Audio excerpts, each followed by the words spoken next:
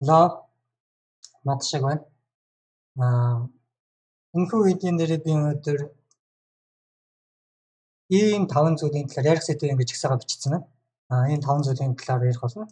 Хамгийн ихдээ энэ видео манаас миний видеолог гэдэг плейлистийн 4 дахь видео болж байгаа. Channel автод видео ерөнхийдөө бол энэ channel-ийг нээгээд би хамгийн ихний нээсэн плейлист нь бол энэ vlog гэдэг нэртэй плейлист байгаа. Тэр намайг JavaScript параметрчаа харсан бол console log гэж би аягүй олоод аждаг. Ер нь бол log гэдэг зүйлийг мэдгүй software engineer гэж ер нь бол байхгүй. Бүх одоо программист developer юу ах намаагүй ер нь бүгдээрээ log гэдэг зүйлийг бол мэднэ гэж бодож байна. Ерөнхийдөө бол log гэдэг зүйлийг хэрвээ мэдгүй бол log гэдэг нь ямар нэгэн тэмдэглэл гэж ойлгож болно. Ерөөсөө тэмдэглэл гэсэн. Тэгээд программистууд маань болохоор хизээний цаг намайг шинэ унтчих хооронд одоо сервер дээр мэн алдаа гарах юм ямар нэгэн тэгээд алдаа гарах юм бол мэдгүй тэгээд ер нь намайг компьютероос хол байгаа үед эсвэл заримдаа харж амжихгүй зүйлсийг тэмдэглэж авахын тулд бид нэр log гэдэг зүйлийг бол үүсгэж тэмдэглэдэг.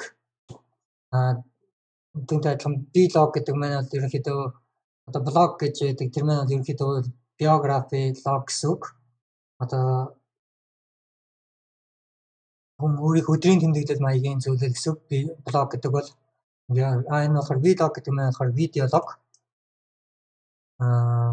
Тэгээд энэ видеологоо би хамгийн эхлээд энэ эхний видео нь болохоор 2013 оны 11 сарын 14-нд аплод хийсэн байна. Үгүй паблиш хийсэн байна. Энэ талаар заавал гинэ. Энэ дээр болохоор миний 13 онд одоо би гейм инжин хийж ирсэн үеийн 13 оны 100 бол 100-ны 3 сард би гейм инжин хийсэн. Тэгээд 3D одоо график маань ерөнхийдөө 3D гейм инжин маань график гэдэг зүйлийн талаар ерөнхийдөө сурсан. OpenGL. Тэгээд өөрийнхөө бичсэн жижигхэн гейм инжин маань ерөнхийдөө ямар шугам төвшин хүртэл явуулсан тэр прогрессуудыг сэвдээд ингээд эхлээд ийм байж байгаа сүүдэр нэмэгдээд сүүдэр нэм болоод тэгээд график одоо энэ дэр бол би лого бичиж үлдээсэн байгаа. Тэгээ 11 сард болохоор нэг хүн надаараас тоглоом хийлгэж магадгүйгээд ажил аав нэ тэргээд спонсор хийх өмнөний ажил тоглоомыг чиний гейм инжин юу гэдэг юм бэ надад үзүүлээд хийчихье гэсэн. Тэгээд дараа хэдэн оны дараа аплод хийгээд 11 сарын 14 23 гэдэг чинь 9 оны дараа энэ видео аплод хийгдсэн байна. Ерөнхийдөө бол би 7 оны дотор би миний гейм инжин ямар шиг юм хийж чадaltaй бэ гэдгийг би харуулъя гэдэг 7 оны дотор бичсэн програмын лог 7 оны дотор бичлээ би юу хийж үзүүлсэн бэ гэхээр нарны аймгийг бол хийж үзүүлсэн. Маш богинохон энэ бол дэмжлэг биш. Гэхдээ ерөнхийдөө Newton-ы тат хүчний томьёог оруулаад тэгээд анимашнууд хөдөлгөж одоо би энэ ямар ч анимашн програм бичээгүй. Энэ бүх гаргууд хөдөлж байгаа нь яг физикийн үеийн дагуу жигнэс хөдөлж байгаа. Дээр нь зүгээр юм од модоос хийж үзчихсэн зүйл 7 оны дотор миний хийсэн лог байна.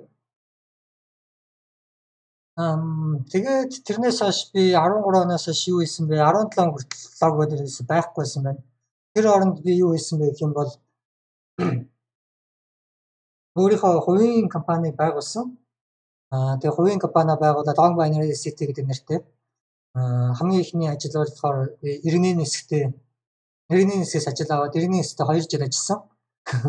Тэгээ ерөнхийдөө бол ерөөсөө ямар ч ашиггүй ажилласан. Бүр гаргатай гэж хэлж болно.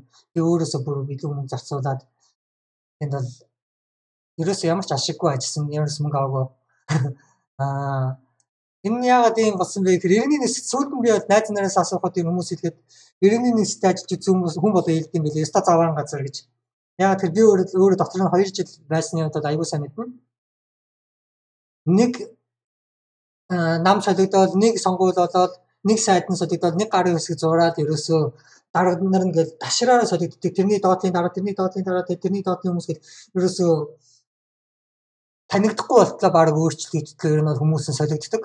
Би яг 2 жил гаруй тэнд ажиллахдаа ийм зүйл болохыг бол маш олон удаа харсан. Дарга нарын солигдоод дахиад шал танихгүй хүнд би юу хийснийг тайлбарлахад би танахтай 1 жил хагас ийм зүйл хийгээд ингээд ажиллаж байна. Ийм болж байна. Бүх ихнээс нь дахиад тайлбарлаад дахиад заваа юм болох гэж. Ерөнхийдөө бол 2 жил ажилласны дараа би дахиж тийм захиалгын ажил авчаад хүмүүст бол ажил хийхгүй гэдэг бол зүйлийг бол сураад ерөнхийдөө бол тэрнээс би гарахтаа маш том их сургууль төгссөн гэж бол хувьдаа бол боддог. Авсан зүйл нь гэвэл яг тэр би тэр дараа нь л солигдсон учраас яг болохоос ш түүнээс бол яг иргэний нисэх гэдэг компани дотор байсан ажилчид бол яг тэднэртэй бол би хамгийн ойрхон байсан.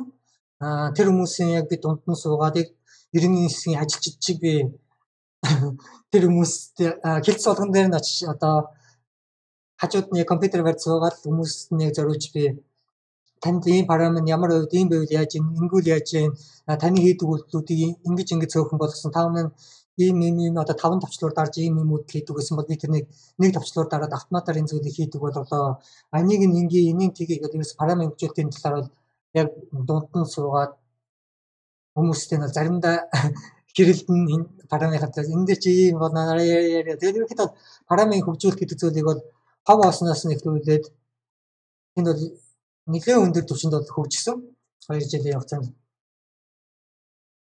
Тэр орондоо би яг хүмүүст үйлчлэгээ үзүүлэх одоо юу гэдэг юм хүмүүст яг тулж ажиллах тэр зүйлийг бол би сурсан. Дээр нь би веб аппликейшн бичижсэн учраас тэр үед яг Angular яг намайг иргэний ажилд орох одоо ажил хийж хэлэх үед яг Angular яг hot байсан. React бол гарч ирээд амжаагүй. Тэгэхээр би яг Angular-ыг ашиглаж эхлээд тэр яг 1 жил хагасад би Angular JavaScript дээр бол програм бичсэн. Angular 1 дээр. Тэгээ Angular дээр янз бүрийн програм надад тулгардаг байсан учраас би Google-ийн ерөнхийдөө Angular team одоо нийлж GitHub дээр Angular-ыг хөгжүүлдэг болсон. Энэ GitHub нэг гоё зүйл нь болохоор open source project бид нар болохоор ингээд дэлхийд эндээс нийлээд бөөнөр одоо хөгжүүлэх боломж олгодог GitHub маань.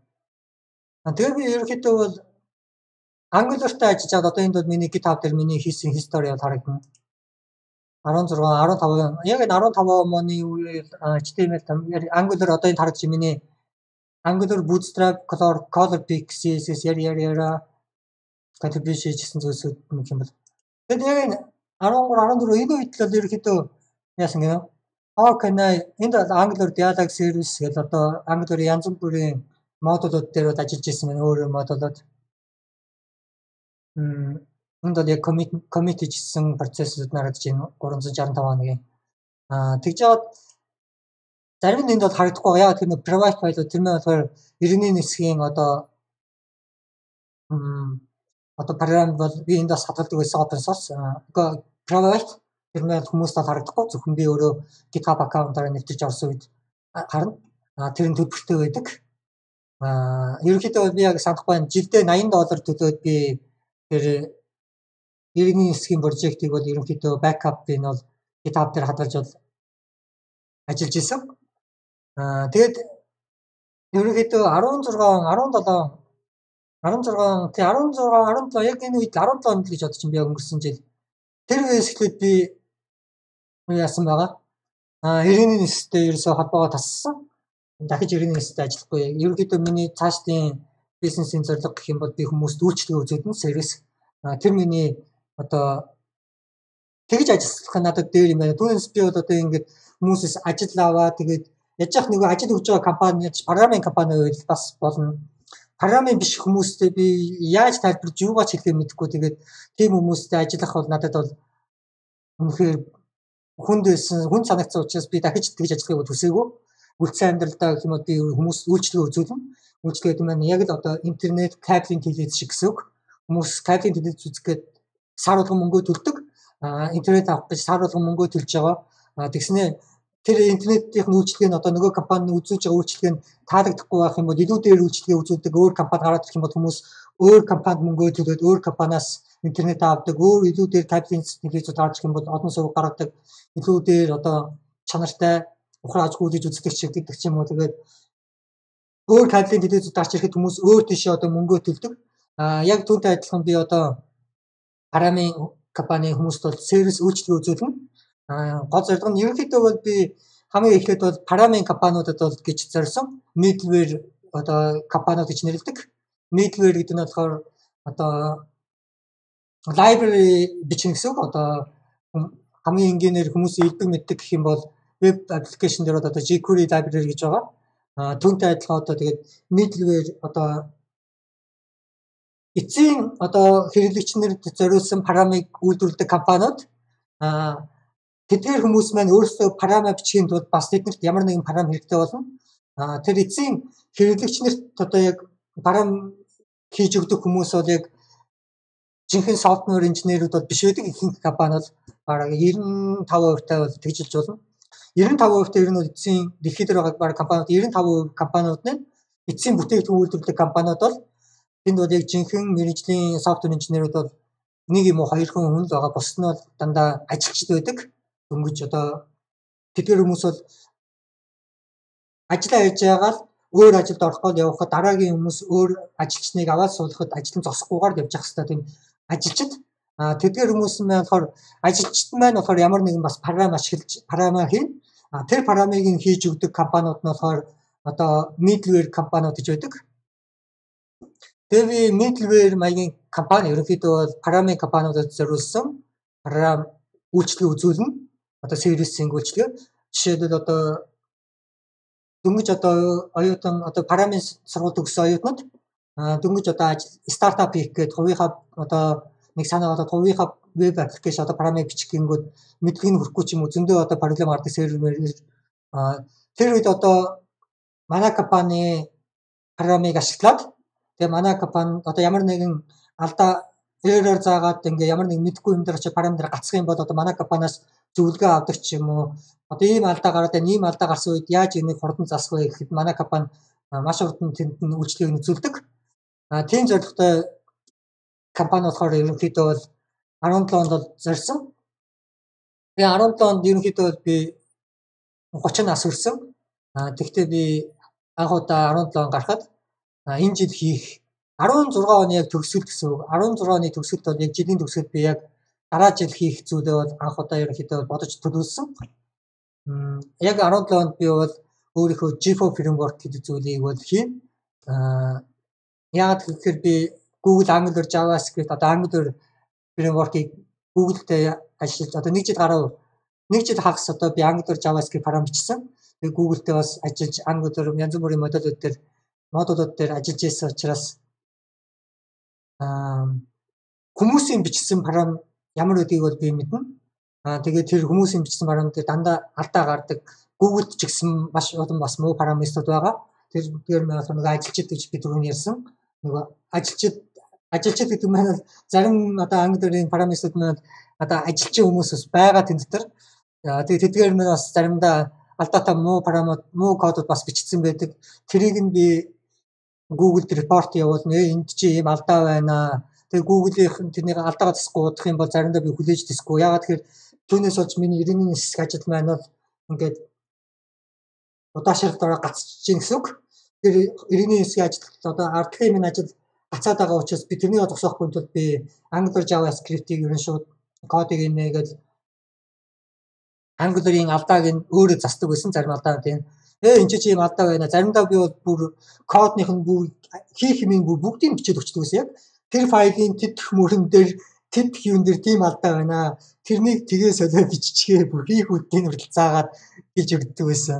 Тэгж явах мэнэ таалагдаагүй учраас ерөөхдөө 17 үүнээс цааш миний компани бол манай өөрийн компани гэдэг маань өөрсдөө бичсэн фреймворкийг ашиглан дахиж өөр компани Facebook гэдэг React ч гэдэм үү. Тэр бол React бол 17 онд бол гараад ирсэн байсан. Гэхдээ би бол React-ыг сурахыг хүсээгүй. Шууд өөрийнхөө фреймворкийг бодсон. Гэхдээ би өөрийнхөө фреймворкийг дизайныг бодохдоо Angular JavaScript биш G4 framework гэдэг зүйлийнхаа дизайныг бодохдоо би энэ бас хальт ярьсан байна. 17 оны 10 сарын 24-нд одоо би түүхээ бол ярьж 17 хүртэх би 16 он одоо яриад болсон.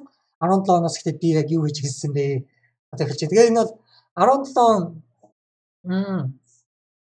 ерөнхийдөө би 17 онд бол G4 framework гэдэг зүйлийг бол бодсон байсан. Яагаад гэхээр ерөнхийдөө дизайныг ерөнхийдөө толгойд трайлдын төсөөлсөн байсан. За иймэрхүү дизайнт иймэрхүү юутай ийм маягаар байна. Angular JavaScript нэгийг ашиглаж явах би бас Angular JavaScript том хэмжээний одоо маш том хэмжээний гэмээр болохоор том олон үйлдэл хийдэг гэсэндээ биш. Маш их одоо хандлт орж ирдэг, маш их процесс шаарддаг. Одоо тийм аппликейшн гэдэг утгаар би ярьж байна. Жишээлбэл одоо би cloud filing сан гэдэг манай компани үйлчлэгийг нь бол тийм юм байгаа. Cloud одоо файлын сангийн софтвер би бол хүмүүс санд болгоно. Бүх юмыг бичсэн бүх модууд бүх юмнууд нь бэлэн ашиглах хүн бэлэн. Тэгээд энэ манай cloud үйлчлэгийг ашиглахын тулд хүн сар болгон мөнгө төлөөл тодорхой хэмжээний гигабайт хэмжээг одоо хэмжээтэй би бол файлуудыг манай сервер дээр халдах хэрэг нөгөн. Тэгээд кодыг тэр нь ч хамаагүй тэр бол дараа ажилд одоохон бол гарч ирэх болоог байгаа зүйл. Гэхдээ тэрнийг бол би яг 17 онд хийжсэн. Тэгээд надад одоо зарим фолдер дотор одоо маш одоо манай компани хэрэглэгч одоо манай компани хэрэглэгч компани гэдэг нь болохоор өөр программын компани. Тэр программын компани нь болохоор одоо сая хэрэглэгчтэй байдаг гэж би маш амжилтанд хүрсэн том компани. Би бол тэр компани одоо манай компани сервис авч байгаа компаниудад бол би бүгдээрэнд нь бол сервис үйлчлэгийг бол маш сайн үзүүлэхийг хүссэн. Яагаад тэгэхээр манай хэрэглэгч компаниуд амжилтанд хүрээд томрох тусам манай компани ч гэсэн давхар томорно гэсэн үг. Яагаад тэгэхээр тэдгээр компани манаас манай компани хэрэглэгч нар тэгээд харилцан бие биендээ туслах ерөнхийдөө бол би бол нөгөө компаниудын бизнесд нь амжилттай болох үүднээс нөгөө компаниудад бол туслана. Тэгээд нөгөө компаниудын бизнес нь томроод хэрэглэгчд нь өсөх тусам манайхаас авах үйлчлэгийнх нь хэмжээ томорно гэсэн үг. Санаа нь бол ерөнхийдөө тэр. Тэгээд манай хэрэглэгч компани маань одоо жишээлбэл томорцсон амжилтанд хүрлээ гэж одоо тэр компани нэг фолдер доорнгууд одоо 1000 ширхэг дотор нь файл байлаа гэж тийм 1000 ширхэг файлыг браузер дээр рендерлэнэ гэдэг бол маш удаан. Браузер бол DOM одоо юу маань бол айгүй удаан ажилтдаг. Тэрэнд зөвлөж ерөнхийдөө бол Facebook, React одоо Virtual DOM гэдэг зүйлийг бол хийсэн. Virtual DOM library. Би тиймэрхүү хэмжээний том програм бичихэд Angular 1 нь бол хангалттай биш юм байна. Angular 1 бол ингээ явсаар хагаад хан мөргөө зогсон. Angular 1-ийг хийж чадах програм бол ийм хязгаарлагдмал. Ингэж яваад хан мөргөө зогсон. Үүнээс том хэмжээний програм бичихэд Angular 1 бол хангалтгүй юм байна гэж үзсэн учраас би бол өөрийнхөө фреймворкийг бол бичгийг ерөнхийдөө бол илүүд үзсэн. Гэхдээ дизайныг нь болохоор би Angular JavaScript-тэй маш ойролцоогоор байхыг хүссэн. Яагаад гэх юм бол Angular JavaScript бичсэн хүмүүс маань болохоор Google computer scientist-ууд бичсэн. Би өөрөө бол computer scientist. Тэнгүүд computer scientist-ууд бичсэн маань одоо бичсэн програмын дизайн гэдэг бол ерөнхийдөө бол над үнэхээр сайн байсан. Угаасаа Google бол хамгийн шилдэгдэл байдаг. Тэгээд Google-ийн гаргасан тэр дизайнад үнэхээр таалагдчихсан учраас тэр дизайныг нь аваад ерөнхийдөө бол одоо Google Angular JavaScript дээр програм бичижсэн хүмүүс бол миний GFO framework-ийг сурахад бараг сураадах шаардлагагүй гэж ойлгож байна. Ерөнхийдөө бол бараг адилхан. Гэхдээ дотроо ажиллаж байгаа механизм нь өөр гэсэн үг. Ерөнхийдөө бол хэрэглэгч нар одоо Angular JavaScript-ийг ашиглаж Angular-ыг ашиглаж одоо web application бичдэг хүмүүс бол одоо дэлхийд дээр бол ерөнхийдөө бол өнөөдөр ч гэсэн хамгийн hot framework юу байгаа? Web framework 2018 гэж best web framework тийм. Өнөөдөр ч гэсэн ерөнхийдөө би одоо топ 10 framework гэхэд нэгт нь Angular байгаа гэдэгт би бол итгэлтэй байна. За шаардлагатай.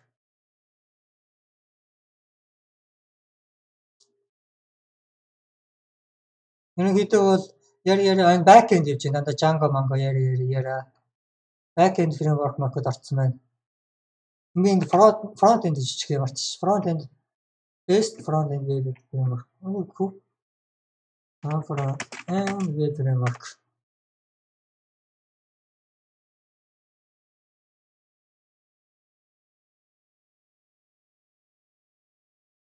Яри тэг баба энэ бол CSS framework гэдэг нэр хэвцээ JavaScript гэж бичиж байгаа таас. Front end JavaScript framework. Back end CSS framework гэж бол мэдэхгүй юм байна. Энэ сайт жоо сонирхол мэдээлэл. JavaScript framework за энэ арай үнэлттэй мэдээд өгч болох юм. Material UI яри баба. Тэг энэ ингээд bootstrap нэрээр орж ирсэн энэ бол биш ээ. Bootstrap-ыг би бол framework гэж хэлгэдчихсэн. Library. Ерөнхийдөө бол сүүлийн гэхдээ React-ад аягүй хүчрхэг байгаа. Гэтэ би бас яг аль нь одоо React Angular 2 аль нь илүү байгааг бол мэдэхгүй байна. Ер нь тэгж хайсан зүйл юм байна. React vs Angular 2 2018.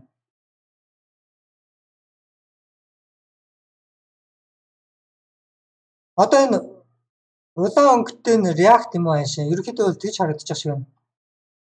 2018 оны байдлаар React хэрэглэгч нарт айгүй олон болсон Angular багассан. Яг тэр React Virtual DOM гэдэг зүйл нөө Virtual DOM гэдэг маань React-д одоо Facebook-ийн хийсэн фреймворк React гэдэг маань яг Facebook React фреймворкийг бичгэлтэй бас би түрүүнээс DOM гэдэг нь удаан гэж DOM гэдэг нь энэ веб бичих одоо үндсэн яг элементүүд одоо энэ байшин барихад тупи үрж одоо байшин барьдаг бол веб апп одоо фронт-энд энэ браузер дээр веб парам бичгээд DOM элементүүдийг үрдэг гэж ойлгож байна. DOM элементүүд маань ерөөхдөө энэ маань бол айгүй удаан. Тэнгүүд Facebook маань infinite scrolling гэж байдаг. Доошоо scroll-доод ангууд шинэ контентууд нь гарч ирээд байдаг. Scroll-доод ангууд яваад байдаг. Тэр маань хязгааргүй infinite scrolling гэдэг. Тэр маань болохоор маш их одоо ингээд DOM маань бол ингээд доошоо scroll-х тусам контентны маань DOM маань томроо байна гэсэн үг. Том болох тусам одоо энэ веб аппликейшн маань ерөнхийдөө ажиллагаа нь удаашрах хэрэгтэй болно. Тэр DOM-тай ажиллахад тэр DOM-тай ажиллаж байгаа library нь удаан байх юм бол одоо програм нь бол мэдээдгүй хэмжээний удаашрж эхэлнэ гэсэн үг. Тийм учраас Facebook тэр хязгааргүй scroll хийхин тулд одоо scroll-доо доош нь ингээд scroll-доо шинэ контентууд гарч ирээд яваад байдаг show more гэж scroll-доо тэр нь маш хурдан хийхин тулд Facebook болохоор Virtual DOM гэдэг зүйлийг library гаргаж ирсэн. Тэр гэхдээ яг Facebook-ийн ч хийсэн зүйл бол яг үндэ бол биш. Virtual DOM гэдэг зүйл бол бүр эртнээс ер нь байсан зүйл. JavaScript гэхдээ хүмүүс сайн мэддэггүй байсан. Тэгээд тэрнийг болохоор Facebook-ээр дамжиж ерөнхийдөө бол хүмүүс айгүй их ашигладаг болсон. Тэнгүүд би өөрийнхөө фреймворкийн дизайныг болохоор ерөнхийдөө юу шиг Angular шиг одоо Angular гэдэг нь том хэмжээний фреймворк. React гэдэг нь фреймворк бол биш. Тэр маань болохоор жижигхэн library зөвхөн DOM-д зориулсан. Тэнгүүд фреймворк гэдэг нь болохоор надад одоо веб бичгэд resource авахд одоо Ajax одоо library хэрэгтэй. Өөр одоо юу гэдэг над жишээлбэл одоо Promise library ч гэдэг юм уу ингээд маш олон library хэрэгтэй болно. Маш олон library-нуудыг нийлүүлээд одоо фреймворк гэдэг нь би ингэж тайлбарлах зүгээр хамгийн энгийнээр тайлбарлахад фрейм гэдэг нь ерөнхийдөө бол Jazz араа гэж ойлгож болно.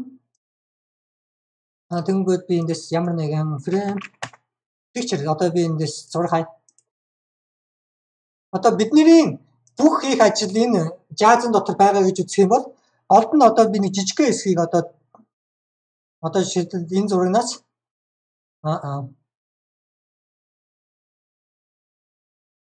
энэ зургийг би нэгээд одоо ингээд голын нэг жижигхэн хэсэгт нь би одоо бүх одоо фокус анхаарлаа төвлөрүүлсэн ч юм уу одоо жижигхэн нэг ийм хэсгийг яваад энэ нь бол нэг library тэгээд framework гэдэг нь болохоор library гэдэг нь болохоор зөвхөн нэг зүйлд одоо зориулагдсан гэсэн үг. Одоо жишээлбэл React гэдэг нь зөвхөн DOM-ыг рендерлэхэд зориулагдсан. Түүнээс React-д өөр юу ч хийхгүй тэнд бол ямар ч одоо smart logic ямар ч одоо тийм илүү дутуу юм бол байхгүй маш жижигхэн зөвхөн тэрэнд зориулагдсан library гэсэн үг. Тэнгүүд өөрөө хүмүүс одоо өөрсдийнхөө ашигладаг өөрсдийн бусад library-тэй нийлүүлээд өөрсдийнхөө фреймворкийг бол хийх боломжтой болох. Тийм учраас хүмүүс бол ерөнхийдөө React-ыг аягүй их сонгож ашиглаж байгаа. Өмнө нь бол одоо Angular бол яг web front-end одоо web парамын юунд түүхэнд гэх юм бол хамгийн анхны яг бүтэн хэмжээний фреймворк. Тэрнээс өмнө дандаа library-нууд байсан. Би ч гэсэн аягүй олон library-нуудыг холиод одоо өөрийнхөө фреймворк болгох гол ингээд үздэг байсан. Тэр маань ихтэй маш олон library-нуудыг нийлүүлнэ гэдэг бол одоо маш олон хэрэггүй кодууд бас тэнд нийлнэ гэсэн үг. Зарим library дотроос одоо би одоо member-ийн хийдэг library байхад тэр library-нд зөвхөн 1 2 3 амийг ашигладаг 997 юм одоо огт ашиглаагүй хэрэггүй кодуудыг би хуулж одоо програмдаа хийж байна гэсэн. Ийм зүйлийг хүсэхгүй байсан учраас одоо framework гэдэг бүгдийг нь одоо цогц хийсэн зүйл болохоор framework гэж нэрлэдэг байгаа. Тэнгүүд би өөрийнхөө Java framework гэдэг нь болохоор одоо энд бол харагдана. npm stats ийшээ ороод одоо би Java framework-ийг хайх юм бол энэ маань болохоор ерөөдөө npm site-ийн одоо хийгдсэн 17 оны 1 сар энд яаж он сараа өөрчлөх вэ? Би шиг 17 1 сар. Окей. Одоо ингээд миний фреймворк одоо миний GFO гэдэг одоо node модулыг одоо node модуль гэж нэрлэдэг. Node модулыг одоо npm-с хаасан stats одоо хэрэг даунлоод хийжсэн, яаж хийжсэн гэдэг. Тэнгүүд одоо энэ stats дээр харагдаж байгаа маш өндөр зураас тэрмээ болохоор энэ нэг л буруу бас stats гарчиж байгаа харагдах юм. 17 оны 18 оны 1 сараас гараад байх юм. 12 сар гэдэг энэ яг 12 сар болсон байдаг лээ. 1 сар. 01 please гэж шууд юм одоо 1. Окей. 1. Окей. Одоо энэ өндөр зураас одоо намайг идэвхтэй одоо фреймворк хөгжүүлэлт хийчихсэн үе. Одоо энэ GitHub дээр ч гэсэн харагдаж байгаа миний 17 оны progress-г харангууд 17 оны би яг ингээд 4-5 сараас яг идэвхтэй ажилласан. 6 сар, 7 сар, 8 сар, 9 сар, 10 сар хүртэл ажиллаад 11 сараас ингээд сүүлд бол 2-3 хаа юм игээд тэгээд цаашаа бол энэ миний 17 оны ажил ингээд дууссан байгаа.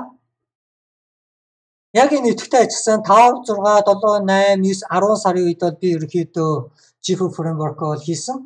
Тэгээ яг энэ идэвхтэй хөгжүүлэлт хийжсэн үед бол хүмүүс бол миний framework-ыг одоо хамгийн өндөр даунлоод хийжсэн үе харагдаж байна. 17 оны 8 сарын 29. Тэгээ ерөнхийдөө бол даунлоод татах хэмжээ хүмүүсийн үг бол ингээд доошо буураа явцсан байгаа. Яагаад тэгэхээр энэ гэхдээ би бол энийг яг хүмүүст зарлж бол гаргаагүй. Тэгээд энд би vlog-ийн 3 дахь хэдийн дээр тооодохгүй GFO framework гарч ирнэ гэд хийсэн байт. Тэгсэн мөртлөө 18 онд би GFO framework одоо publish хийнэ гэж бодож исэн бол 18 оны төлөвлөгөө нь бас жоохон өөрчлөгдсөн. Тэгээ одоо л энэ гарахгүй удаад байгаа. npm.js гэж ороод одоо node modules. Энэ дээрээс GFO гэдэг таах юм бол энэ одоо миний модулууд гарч ирнэ. GFO framework гэдэг энэ бол байж байна. Тэгээ энэ GFO framework нь одоо өөр ямар модулуудаас хамааралтай юм бэ гэдэг одоо бос модулууд нарагдангууд бос нь бас дандаа GFO animate одоо би түрүүн хэлсэн framework гэдэг нь бүгдийн цогцоор нь багтаацсан зүйлийг би framework гэж нэрлэдэг байгаа маа гэдэг. Энд болохоор GFO animation одоо би web application хийхэд animation-ы над library хэрэгтэй болно. Тэнгүүд энд нь болохоор GFO framework-ыг ашиглаж байгаа хүмүүс бол одоо миний GFO animation гэдэг модуль нь цаанаасаа GFO-тай хамт сууж ирнэ. GFO bootstrap, GFO command, GFO component, GFO CSS processor, GFO JavaScript preprocessor, GFO jQuery гэдэг нь болохоор jQuery-гийн жижигсэн хөлбөр гэж бодож байна. jQuery-гийн одоо DOM элементтэй харьцдаг методуудыг хамгийн одоо хэрэгтэй гэж бодсон би яг энэ элементийг хамгийн бас сайн хийгдсэн гэж үзээд энэ хэдэн одоо юу гэдэг методуудыг нь өөрийнхөө имплемент хийгээд тэгээд GFO, jQuery гэдэг энэ ерөөд бол jQuery-ээр харьцдаг хүмүүс бол одоо жишээлбэл ивент яахта элемент on click гэдэг юм уу одоо ашигладаг яг тэрнтэй адилхан одоо миний GFO framework дээр бол элементээ сонгоод on click гэдэг одоо яг адилхан ивент одоо юм удаа хийж болно гэсэн үг. GFO polyfill гэдэг нь болохоор polyfill гэдэг нь ерөөхдөө бол одоо өвсөх чадвартай гэж ойлгож байна. Миний энэ одоо GFO framework маань бол бүр хуучны одоо энэ бол миний одоо өнөөдөр барьдаг утас iPhone 3S бүр дээр үе. Гэтэ энэ дээр үе утсан дээр бүрт би миний GFO framework дээр бичсэн application энэ дээр ч гэсэн ажиллаж байгаасаа гэж хүссэн учраас би энэ polyfill гэдэг зүйл бол тэр одоо зарим зүйл маань одоо сүүлд нэмэгдсэн браузерын сүүлд нэмэгдсэн одоо function методууд бол одоо ерөнхийдөө энэ утсан дээр байхгүй байгаа. Тэнгүүд тэрнийг би одоо энэ миний polyfill гэдэг зүйл өөрөө JavaScript тэр зүйлийг хийгээд Internet Explorer, Firefox, Google Chrome, Opera, Safari юу гэдэг хамаагүй бүх браузер дээр яг ижилхэн ажиллахаар болох зүйл нь болохоор ажилтдаг одоо миний framework маань ерөнхийдөө бол team design-тай зохиогдсон гэсэн үг. Бүх хуучны одоо Internet Explorer дээр 6 дээр одоо параметр шаардлагатай хүн байгаа бол миний GFO framework-ийг ашиглаад хуучны браузер дээр хөтлөө одоо параметрч болно гэсэн үг. Тэгээ GFO preprocessor, GFO promise, GFO queue library, GFO resource, GFO router, GFO router гэдэг нь болохоор одоо single page application бичих зорилготой. Одоо URL хаяг маань солигдно. Одоо би энэ жишээлбэл YouTube дээр ингээд playlist гэдэг рүү оронгод playlist гэдэг одоо YouTube хаяг маань солигдож байна. видеоор оронгууд видеос гэдэг юу ороод аймаг санагдаж байгаа. Тэгсэн мөртөө хууц менюд рефрешж уншихгүй байгаа. Single page application гэж ерөнхийдөө бол энэ ерөнхийдөө дарангууд энэ хуудсанд рефреш хийхгүйгээр гол одоо хэсэг салгидаад одоо энэ body хэсэг салгидаад түүнээс зүүн талын менюний хэсэг бол одоо би ингээд доош нь scroll хийж жишээлбэл жоохон scroll хийшиг гүйлгээд тэгээ ингээд тавихад энэ бол одоо зүүн талын хэсэгт бол юу ч хүрхгүй байна. Энэ бол дахиж read out хийгдэхгүй байна гэдэг баталгаа надад дарагдаж байна. Scroll яг хэвээрээ Тэнгүүд одоо энэ замыг заах зүйлс маань front-end application дээр болохоор G4 router гэдэг зүйл хэрэгтэй болно. G4 template гэдэг нь болохоор миний өөрийн энд Jade template гэдэг одоо Jade template бас хэлээдэг. Template энэ болохоор ерөнхийдөө HTML template маш одоо зэгцтэйгээр ингэж чинь дизайн болохоор Python эднэр шиг маш цэвэрхэн syntax нь тэгээд энэ бичсэн код маань болохоор HTML код бол зорилготой. Тэнгүүд яг үүнтэй ойролцоо миний G4 template гэдэг миний өөрийн preprocessor. Тэгээд G4 timeout, G4 tokenizer, G4 URL matcher, G4 UTS, G4 zone. Тэгээд миний бичээгүй хоёрхан одоо өөр модуль гэх юм бол FS extra moment гэдэг хоёр одоо өөр модуль байгаа. Moment гэдэг нь одоо бас маш алдартай цагны ерөнхийдөө бол энэ өнгөрсөн 7 хоног 6,664,000 удаа даунлоод хийгдсэн байна гэж байна. Энэ бол одоо ийм их олон хүмүүс хэрэглэдэг том library гэж бодож байна. Энэ бол маш сайн library бас цагтай харьцаад хэрэг болдог. Цагны форматууд гэсэн үг одоо юу гэдэг цагтай харьцах гэдэг нь юу гэж хэлээд байна гэхээр би цагийн бүс гэж байгаа одоо өөр оронд одоо парам бичих хэрэгтэй болно. Зарим софтверууд маань дэлхийд зориулагдсан парамууд маань одоо цагийн бүсээр зориулагдаж одоо өөр цагийг харуулна. Жишээлбэл монголчуудад одоо цагийг тэмдэглэхдээ дундуур зураасаар 2018 дундуур зураас 11 сарын дундуур зураас яра гэх мэтчэн тэмдэгдэг. Тэнгүүд зарим орн болохоор ташуу зураас 18 онон хойноо ч юм уу эсвэл он өдрийн уртдаа сарны хойноо тэгснээ хоног хойноо ташуу зураас гэх мэт ингээд форматууд нь өөр байдаг. Энэ форматуудтай харьцаад энэ момент гэдэг юу вэ? Одоо маш амархан болгож өгдөг зүйл. FS extra гэдэг нь файлын систем одоо node модулийн стандарт одоо өөрийнх нь модуль байгаа. File system гэдэг node маань одоо server side JavaScript server side гэдэг нь болохоор би одоо файл бичин файл таарч хэрэгтэй бол маш олон файлууд таарч хэрэгтэй болно. Тэнгүүд өөрийнх нь одоо node-ийн файл одоо систем гэдэг модуль нь зарим юмуд маань хэрэглэхэд жоохон төвөгтэй байдаг учраас одоо энэ гадуур нь wrapper хийсэн library зарим юмдыг нь болохоор ажиллахад одоо эвтэйхэн болгож гисэн зарим фолдерыг одоо жишээлбэл би энэ замаар энэ фолдер дотор энэ файлыг бичээ гэдэг замын заагаад өгчин. Хэрвээ энэ фолдер нь байхгүй байх юм бол энэ фолдерыг үүсгээд замын заачаарай гэдэг ч юм уу. Энийг бичгээд одоо олон үед болон техникүүд бидний энэ бодохгүйгээр зүгээр одоо ганцхан команд бичингүүд тэр функшн маань болохоор тэр миний өмнөөс одоо фолдер хэрэг үүсгэх байх юм бол фолдерыг үүсгээд гих мэтчлэн ямиг нь хийчдэг. Энэ файл таарцууд их хэрэгтэй байдаг учраас миний G4 framework бас аюул файл таарцсан. Энэ хоёр нь л өөр бос нь бол дан нэг хүний бичсэн framework байгаа. G4 framework гэдэг. Энэ маань ягаад нэг хүн бүгдийг нь би ганцаараа хийх хүссэн бэ гэхээр энэ би маш хурдтай ажиллуулахыг хүссэн. Яг тэр одоо даунтай харьцагтаа би яг Facebook-ийн одоо virtual DOM гэдэг шиг бас тиймэрхүү машиж би өөрийн санаагаар илүү хурдан DOM-тай харьцах.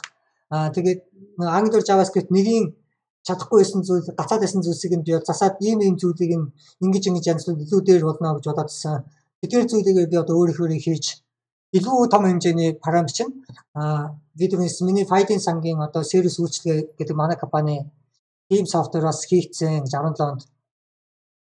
Тэр маань болохоор одоо оронгууд нэг фолдер дотор 1000 файл байж болно. 1000 файлыг сквотод одоо айгүй их DOM одоо удаан DOM library маань удаан байх юм бол амар гацна гэсэн үг.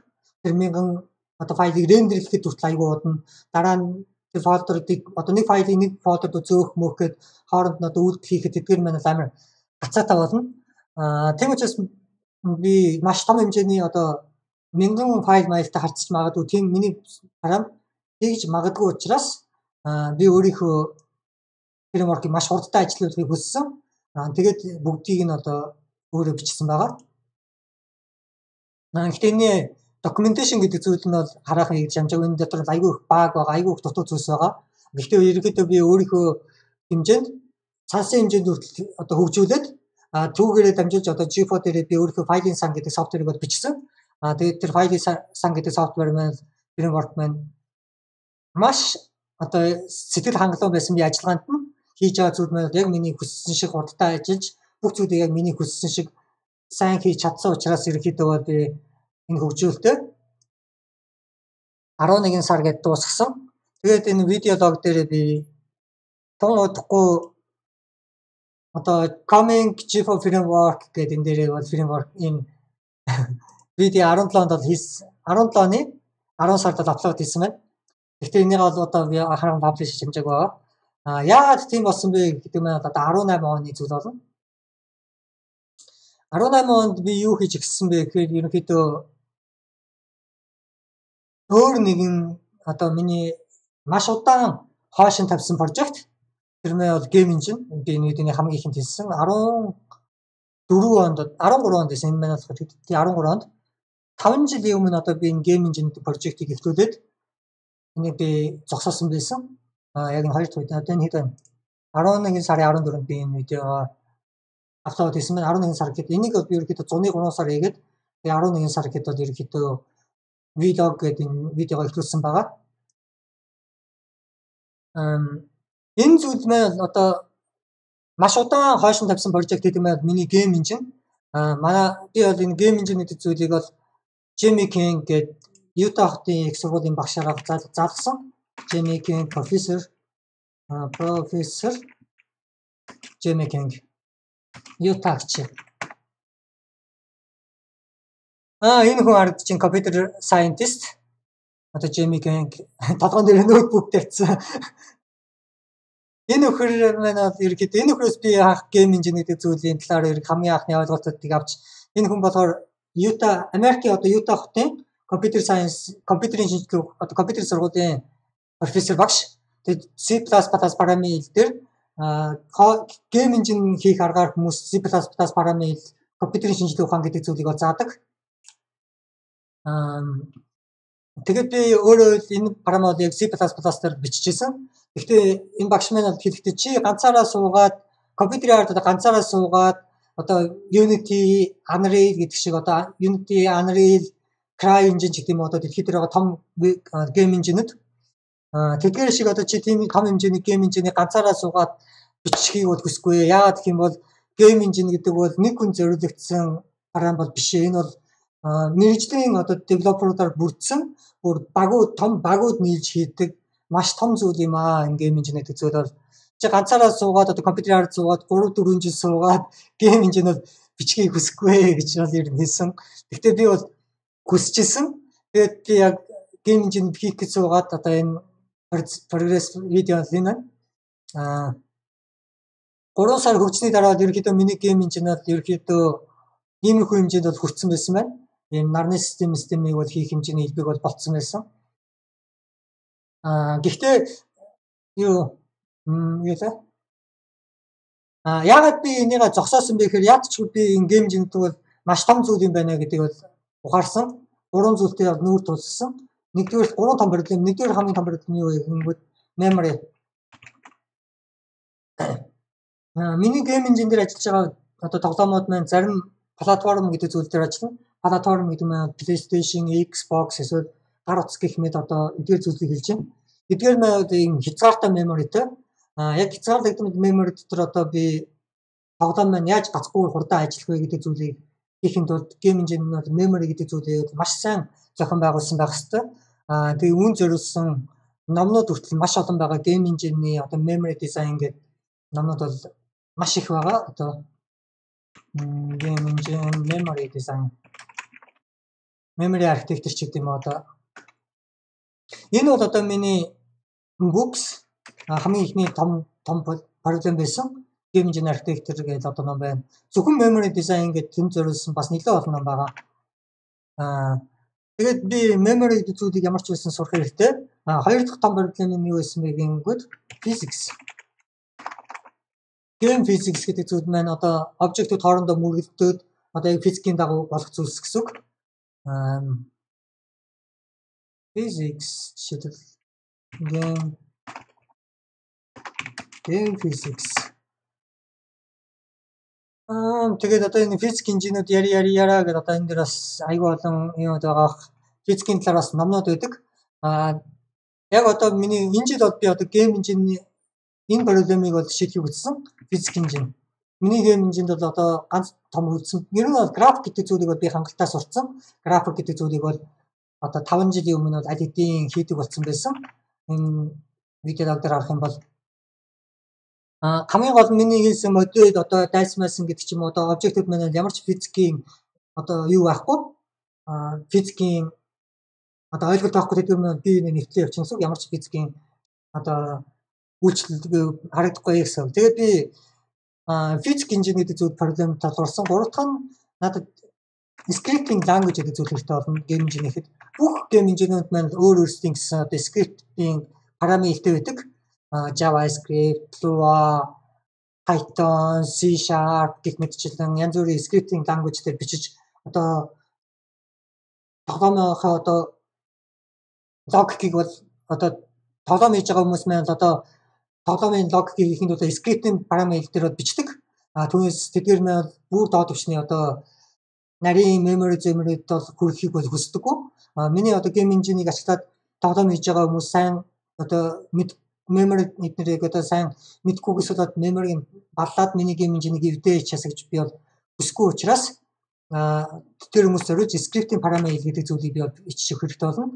Тэр үед би одоо дөнгөж өөрөө параметруудыг л сурж исэн C++, C, Java, Perl, Python, PHP гэдэг юм одоо дөнгөж би одоо параметруудыг сурж исэн хүн яаж параметр зохиох талаар аач ойлголтгүй байсан. Энэ зүйл маань бол шийдэгдсэн. Яагаад би энэ зүйлийг шийдсэн бэ гэхээр би 17 онд GIFO framework гэдэг зүйлийг хийж байхдаа миний GIFO framework гэдэг маань өөрийн гэсэн GIFO JavaScript preprocessor гэдэг би JavaScript-ээр JavaScript-ийг бичсэн байгаа. ECMAScript, ECMA5 documentation. За би юу шиг санагдахгүй. Энэ documentation-ыг уншиж одоо би одоо энэ бол JavaScript, ECMAScript 5 гэдэг параметр 11 оны стандарт. Өнөөдөр бол яг одоо өнөөдрийн би яг current JavaScript ECMA стандарт нь одоо яг хэлээ би мэдэхгүй байна. Одоо харж үзье.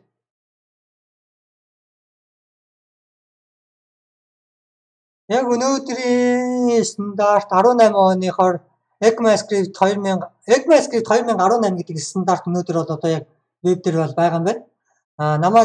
Намайг яг авах энэ JavaScript параметр сурж байгаа үед бол ECMAScript 5 гэдэг стандарт бол байсан. Тэгээд би бол ерөнхийдөө ECMAScript гэдэг JavaScript гэдэг параметрыг би бол энэ ECMAScript 5-аас нэгтээ сурсан гэсэн.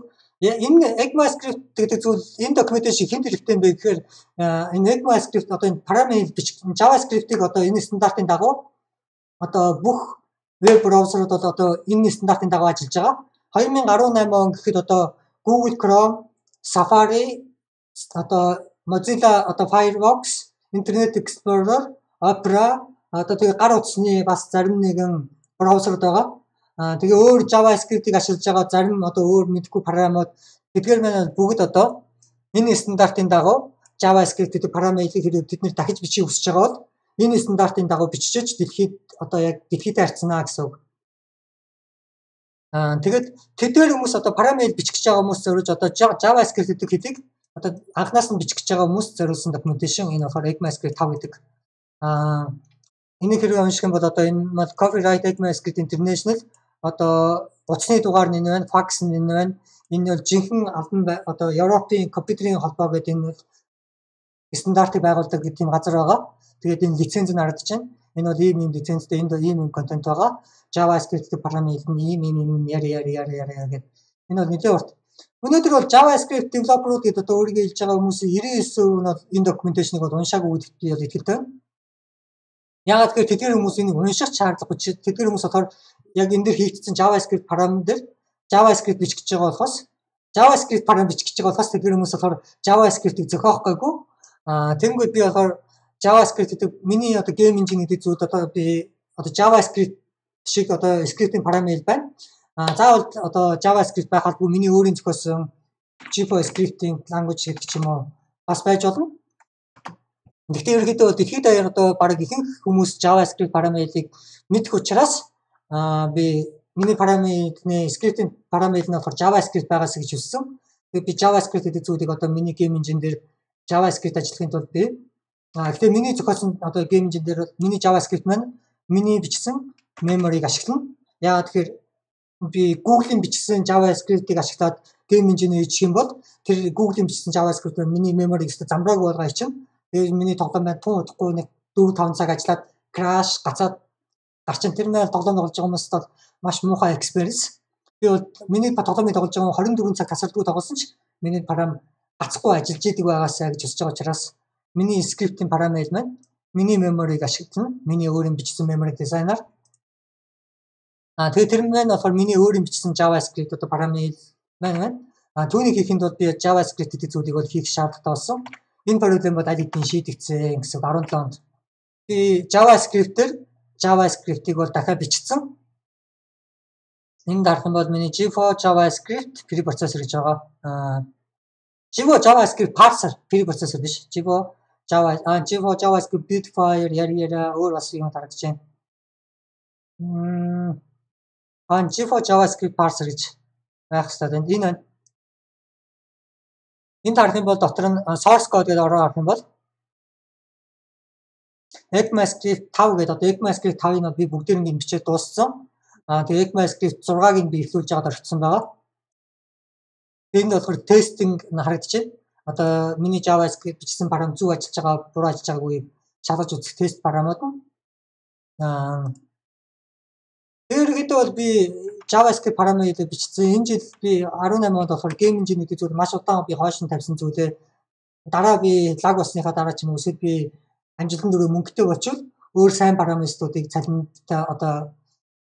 цалин өгөөд өөр сайн параметр дэлхийн хэмжээндээс одоо сайн параметрууд судуулаад яг дэлхийн хэмжээний цалингийн өгөөд эдгээртэй нийлж аваад би бол физик инженер бичин ч юм уу дараа нь хойшонтойгоо боддог байсан. Тэгээ 17 онд би өөрийнхөө параметрыг нэг хүн бичээд болцсон юм чинь яагаад нэг хүн физик инженер бичиж болохгүй гэж бодоод өөрийнхөө 18 онд бол миний ихлүүс тавьсан зорилго бол физик инженерийг бол бичих байсан. Энэ зүйл маань бараг л дуусаад би хайцсан байгаа даа. Ингээл жоохон хойшин тавиад гацчаад байгаа. Үүнийг хийхдээ би бол маш олон одоо номнууд бас маш олон PhD гэдэг нь болохоор монголоор бол одоо докторийн зэрэг гэсэн үг. Маш олон докторийн зэрэгийг хамгаалсан одоо ийм материалуудыг бол уншсан. Энэ одоо миний уншсан хамгийн сайн одоо докторийн зэргийн материал гэж ойлгож байна. Тэр нь болохоор Google-с би бол ингэж хайсан. Basic Engine PhD Mertich гэдэг. Яг тэр би тэр хүний зөвхөн нэрийг л санаж ирсэн. Би юу гэж ахаа мэдэхгүйсэн. Тэнгүүд энэ PDF файл олдож байна. Impulse Based Dynamic Simulation of Rigid Body Systems гэдэг. Энэ нь болохоор Berkeley-ийн их сургуульд одоо PhD докторийн зэрэг 96 онд хамгаалсан хүний материал. Хийсэн хүн болохоор Brian Vincent Mertich. Аризонагийн University одоо яра ингээд ба явж байна. Тэгээд энийг уншихад бол бас философийн докторийн философийн докторийн зэрэгтэй байх юм бол одоо энийг уншихад илүү сайн гэсэн байна. Би бас компьютер сайенс гэдэг зүйл маань ерөнхийдөө би одоо энэ JavaScript чигээр бол бас хальт ярьж ирсэн. Компьютерийн шинжилгээ ухаан гэдэг би зүйл дээр одоо үгээ бичихтэй. Үг болгон дээр боддгоо гэж одоо парам бичихтэй компьютер сайентист. Тэр үг болгоны энэ үг яг юу гэсэн үг вэ? Ямар утгатай юм бэ? Энэ үгний түүх нэгээд үг болгоныг судлах зүйл маань тэр зүйл маань яванда хүнийг ер нь бол философч болгодог. Тэгээд энэ докторийн зэргийн одоо философийн зэрэгтэй байх юм бол энэ компьютер сайенс гэдэг одоо орж байна. Энэ болохоор Калифорнигийн Берклигийн их сургуулийн одоо 96 онд докторийн зэрэг хамгаалсан хүний одоо материал докторийн ажил гэсэн үг. Яра ингэ явж байна. Тэгээд энэ ном бол надад айгүй сайн таалагдсан. Гэхдээ нэг уншихад бол надад маш их одоо физикийн одоо юу гэдэг томьёонуудыг унших чадвар одоо байх хэрэгтэй бас. Яг тэрэнд бол source code бол ерөөсөй байхгүй. Дандаа энэ физикийн томьёонууд энд одоо бичигдсэн байгаа. тэгээд проблем энэ яра алгоритм энэ тэр гээд бүх зүйлс дандаа физикийн томьёогоор бичигдсэн. Тэгээд би энэ физикийн томьёогт энэ яг юу гэсэн үг юм гэдгийг бол хараад бол ч ойлгодгүй ядаж source code нь байх юм бол би бол source code-ыг уншихдаа бол мэрэгчлэн болцсон гэж ойлгож байна. Ерөнхийдөө debugger гэдэг зүйлийг бол маш сайн ашиглаж сурцсан. Developer tool гэдэг. Developer tool-ыг маш сайн ашиглаж сурцсан байх мэнэс ажилд ороход маш том үнэтэй болдог. Одоо том компаниудад developer skill чиний debugger skill чинь хэр сайн бэ гэж бол ерөнхийдөө бол асуулт бол бүх том компанид бол байгаа гэж бодож байна. Google, Microsoft гэдэг юм уу. Ерөнхийдөө миний debugger skill бол маш сайн. Би reverse engineering гэдэг хүмүүсийн бичсэн параметрыг одоо source code нь байхгүйсэн ч гэсэн би ухраагаад би бол энэ game engine одоо бичгээс өмнө 13 онд одоо энэ game engine гэдээ байж байна. Vlog маань 13-наас гэж байгаа. Үүнээс өмнө бол би 13 өмнөөс бол би security одоо researcher гэдэг хүн байсан. Security researcher гэдэг нь болохоор би компьютерийн ерөнхийдөө бол hacker гэсэн үг. Компьютерийн нөхц үеийг олж одоо бүх төрлийн одоо атакуудыг судалдаг хүн байсан. Ямар аргаар яаж компьютер руу хакдж болох, яаж одоо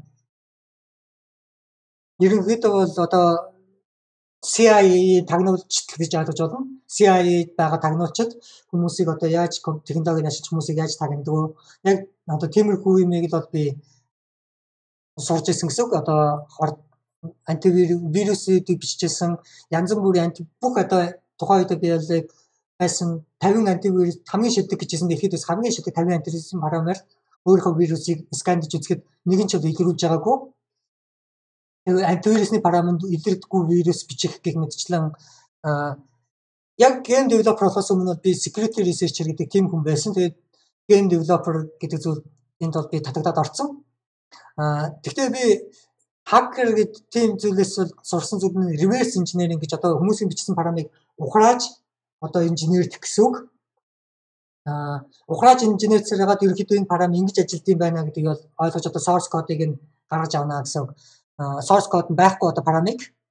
Тэнгүүд би одоо тех маягаар би бусдын source code-ыг уншихдаа бол айгүй сайн мэрэгжилтэн болсон байсан. Google, Angular, JavaScript эднэрийг би уншаад энэ ч ийм алтай байна гэдгээс нэг. Тэнгүүд энд болохоор энэ параметр унших надад ямар ч source code байхгүй дан физикийн томьёоны одоо ийм мэдлэг бол шаардлагдан. Тэгэд ерөнхийдөө бол миний өөрийн 18 оны одоо хийсэн зүйл гэдэг бол миний өөрийн баг энэ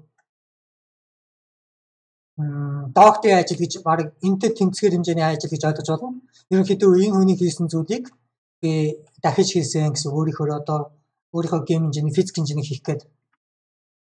Тэр ерөнхийдөө бол физик инженери айгүй амжилттай дажгүй болцсон гэж бодож байгаа. Маш жоохон алдтай байгаа. Тэрнийг одоо би бол яг одоо цаг гаргаад суух юм бол бараг 2-7 хоногт засах тааж би тэрэн дүүгээ ерөөсөө анхаарал сууж чадахгүй байна. Одооны зүйлээс олж. Тэгээд ерөнхийдөө 18 онд би GitHub дээр ороод харах юм бол миний прогресс 18 онд миний хийсэн ажил юу вэ гэж харах юм бол overview 18 онд бол би барыг юу ч хийгээгүй байгаа харах юм бол 1 сарын 15-нд би GFO-гийн нэг алдаа зассан. Тэгээд 4 сард юу хийсэн мэдэхгүй байна. Тэгснээ 5 сард 6 сард нэг тэгснээ 8 сард нэг тэгээд сая би стрим хийж явах үедээ нэг миний Ajax гэдэг компьютер security-тэй холбоотой Chrome Live extension тайлбарласан гэдэг үүнийг хийсэн байна болохоор энэ тарагдаж байна 18 оны 12 сарын одоо 6 гээд GFO create одоо GFO YouTube highlight creator гэдэг энэ зүйлийг би хамгийн сүүлд хийсэн. Ерөнхийдөө бол энд юу ч хийгээгүй байгаа. Энэ яг өнгөрсөн зам бол би одоо ерөнхийдөө бол өөрийнхөө provider хийсэн гэсэн гейм инженер. Яг тэгэхээр би ерөөсөө энэ publish хийж тавиагүй. Зөвхөн одоо би өөрийнхөө компьютер дээр provider өөрийнхөө гейм инженерийг хийсэн гэж ойлгож байна. Тэгээд үүнийг хийх явцад одоо энэ зүйл надад маш их мэдлэгийг олгосон. Одоо би энд бичигдсэн физикийн томьёонуудыг уншаад ойлгох чадвартай болсон байгаа баг ихэнхийг нь бүгдийг нь бол биш. Ерөнхийдөө математикийн одоо уншлаг миний calculus гэдэг зүйлийн одоо би бол бас анхаачны суурьтай болсон. Би бол ерөнхийдөө бол одоо практикийн анх шатны физикч болцсон гэж ойлгож байна. Бас аль хэдийн би бол одоо өөрийнхөө физикийн одоо энэ томьёодыг уншаад бас зарим нь ойлгох чадвартай болцсон байгаа. Энэ миний бол одоо 18 онд хийсэн зүйл байлаа. Ингээд лог маань бол одоо үүгээр дуусч байна. Тэгээ энэ видеон дээр миний дараагийн ярих одоо зүйлс маань ерөнхийдөө эдгээр байна. Миний одоо одооний зорилго юу вэ гэхэд надад одоо яг энэ стрим хийж байгаа үед надад хүмүүс асуусан. Надаас одоо асуусан зүйлс нь юу байсан бэ гэхээр ямар ажил хийдэг вэ гэж айгүйх асууж ирсэн. Ерөнхийдөө саяны видеог үзсэн бол одоо намайг юу гэдгийг бол ойлгосон баг. Би бол өнгөрсөн хугацаанд бол ямар ч ажилгүй, ямар ч орлогогүй ерөнхийдөө байсан гэж ойлгож байна. Тэгвэл би давхар ажил бол ерөөсөө хийдэггүй. Нэг ажиллаа хийхдээ би яг нэг зүйл рүүгээ 100% анхаарлаа төвлөрүүлээд тэрүүг хийдэг. Хүмүүс намайг чи халтур хийж гин үү? Ямар нэг халтурны давхар ажил хийгээд мөнгө олооч гэж айгүй бас хүмүүс хэлдэг. Гэхдээ би тийм хийхийг бол хүсдэггүй. Яг хийж байгаа зүйлээ сайн хийхийг боддог. Яг одоо миний хийж байгаа зүйлээ би стриминг хийжсэн. Хүмүүс одоо сервис үйлчлэгээ гэж би тэрнээсэн. Яг одоо би хүмүүс чанартай видео хийж өгөх зорилгоор стримингийг бол ерөнхийдөө 3-7 хоног бол хийлээ. 3-7 хоног одоо стримингтэй би бол одоо видеонуудаар цэгцтэй одоо хийж бол сурч эхэлсэн. Парамагчтай би бол маш цэгцтэй байдаг. Одоо яг түүнтэй адилхан миний чанал руу орж ирээд плейлист гэдэг арах юм бол одоо энд бол Dota Vods гэдэг маань миний Dota-гийн зөвхөн full тоглолтууд. Vod гэдэг маань одоо бүтэн тоглолтыг гэсэн үгийг хэлж байгаа тавчилсан. Тэгээд энд болохоор миний Ajax гэдэг нь Ajax-тай холбоотой 2 видео. Зарим хүмүүс намайг лайв видеогоо лайв код хийж байгаагаа үлдээгээч гэсэн сэтгэлдүүд одоо чатн дээр аягүй хэрдэг байсан учраас би лайв кодын part 1, part 2 гэж хэлсэн. Тэгээ JavaScript хичээл энэ бол миний одоо прогресс гэдэг зүйл. Энэ миний одоо прогресс гэдэг зүйлийг би одоо яриад хэлж байгаа шүү. Гол би гол одоо ярих гэж байгаа. Гол гэдэг нь болохоор одоо миний зорилго маань юу гэсэн бэ гэхээр би 1 сар стрим хийв. 1 сар стрим хийхдээ би хандвар сая төгрөг цуглуулах бол миний зорилго байсан. Гол маань ерөнхийдөө бол сая төгрөг байсан. 1 сарын хугацаанд. Тэрээ би одоо миний фэнүүд гэж одоо намайг үзэж байгаа хүмүүс миний чаналаар би одоо стрим хийчихдэг. Сая төгрөгийг цуглуулж чадах юм бол би 12 сард үргэлжлүүлээд дараагийн сард үргэлжлүүлээд энэ стримийг хийнэ. Дараагийн сарда дахиад би сая төгрөг авч чадах юм бол тэр сая төгрөгийг би дараагийн сарда одоо стримдээ зарцуулах одоо зөвхөн стрим зарцуулах одоо мөнгөндөө би бол зарцуулах одоо энэ хийж байгаа видеонуудаа сайн болох тэр юунд би зарцуулахыг хүссэн. Тэгээд одоо стримээр би хандвар одоо сардаа сая төгрөг олдог болчих юм бол би студ гэж нэг байр түрээслээд түүнийг би одоо миний офис болно гэсэн үг. Студ чиг гэрэл мэрлийн одоо тавиад одоо энд бол нар тусаад одоо энэ айгүй онцгүй байдаг. Заримдаа араар хүн явна. Хагасаа бүтэн санд би стрим хийж чаддаггүй. Тэгээд яг одоо би найзынхаас стрим явуулж байгаа. Энэ өрөөний цаана одоо маа найз одоо их нэртэйгээ энэ дундна. Гэхдээ би бол шинэ байдаггүй. Би ажлын 5 өдөр маа хоёр найз ажилдаа явцсан өдөр би өдрийн цагаар стрим хийж байгаа. Тэр хоёр найзтай одоо яг тэр би надад үлдсэн сүүлийнхаа сая төгрөгийг би энэ зүйл зарцуулсан. Одоо энэ стрим хийхдээ зарцуулж би өөрөөсөө сая төгрөгийг бол аль хэдийн зарцуулсан. Интернетийн төлбөр, тогтны мөнгө одоо би ийшээ ирэхэд автобусаар ирдэг. Заримдаа би таксид ганц хоёр удаа би таксидсан. Нэг удаа таксид 7000 төгрөг гардаг одоо би гэртээ харахад тийм холоос би явж байгаа. Энд одоо би Улайстад байна. Тэгээ Улайстад ирж би одоо хотын төвөөс Улайстад ирж одоо стрим явуулдаг. Яг тэр манай гэрээс стрим хийх боломжгүй байсан. Манай гэрт болохоор Univision-ийн сүлжээ бол байхгүй манай гэрийн тэнд. Тэгээ Univision-ийн сүлжээтэй газраас би стрим хийхийг хүссэн учраас одоо стримийн фүүдчтэй өндөр чанартайгаар би одоо стрим хийхийг хүссэн учраас найзын дээрж одоо стрим хийж байгаа. Би тэгээд найзтай сарын түрээснийхэн мөнгө гэж өгсөн. Түүнээс би сая төгрөгөөр өөр газар байр түрээслэх юм бол интернетийн мөнгө, тогны мөнгө, бусад юмнад зарцуулах мөнгө маань хүрэхгүй байсан учраас би өөрөөсөө одоо сая төгрөгийг зарцуулаад энэ стримийг одоо ингээд 3-7 хоног хийсэн. Одоо 12 сарын 10 болсон байна. Тэгээд өнөөдрийн байдлаар би хэдэн төгрөгийн хандив болсон бэ? Над хандив өгсөн хүмүүст би бас аюу баярлалаа гэж хэлмээр. Өнөөдөр би бол 100000 төгрөгийн нэг хүнээс 100000 төгрөг, нэг хүнээс 5000 төгрөгийн 2 удаа хандив авсан. Тэгээд энэ бол миний одоо зорилго бол байсан. Миний зорилго нь болохоор надад сардаа 10,000 төгрөг өгч чадaltaй 100 үзэгчтэй болох. Тэгээд 100 хүнд би одоо сардаа хэрэгтэй видеог нь 10,000 төгрөгөндөө тэр хүн надад 10,000 төгрөг төлөөд өгөөд үзсэн видеонд сэтгэл хангалуун байна. Би маш их хэрэгтэй мэдээллүүдийг эндээс авлаа. Одоо тэр чадах юм бол би энийг үргэлжлүүлээд надад заах хичээлүүд дорож 3 жил заах хичээл байгаа. JavaScript-ийн дараа би JavaScript-ийн талаар гүнзгийрүүлсэн одоо дунд чадных гэдэг дорн гүнзгийрүүлсэн гэдээ явж болно. Тэгээд G4 framework, тэгээд database management, servers одоо юм Linux development, тэгээд одоо server programming, remote programming юу гэдэг гэх мэтчлэн game engine, математикийн програмууд өчнөө олон над заах сэдвүүд бол байгаа. Security одоо hacking кодууд гэх мэтчлэн чатан дээр бас ирдэг. Миний нэг видеон дээр Metasploit-ийн талаар сургалт явуул нэгдсэн байсан. Тэрнийг яасан бэ гэдэг. Metasploit гэдэг бол маш том курс хичээл болно. Энэ бол үүнийг бэлтгэхэд бол надад одоо Metasploit-ийг одоо заахын тулд надад зөвхөн юу дорож одоо лаборатори гэдэг маш олон Windows компьютер, үүднээс тийм Linux өөр одоо target компьютерүүд одоо хактах чаа компьютер, хохирогч болох компьютер гэсэн үг.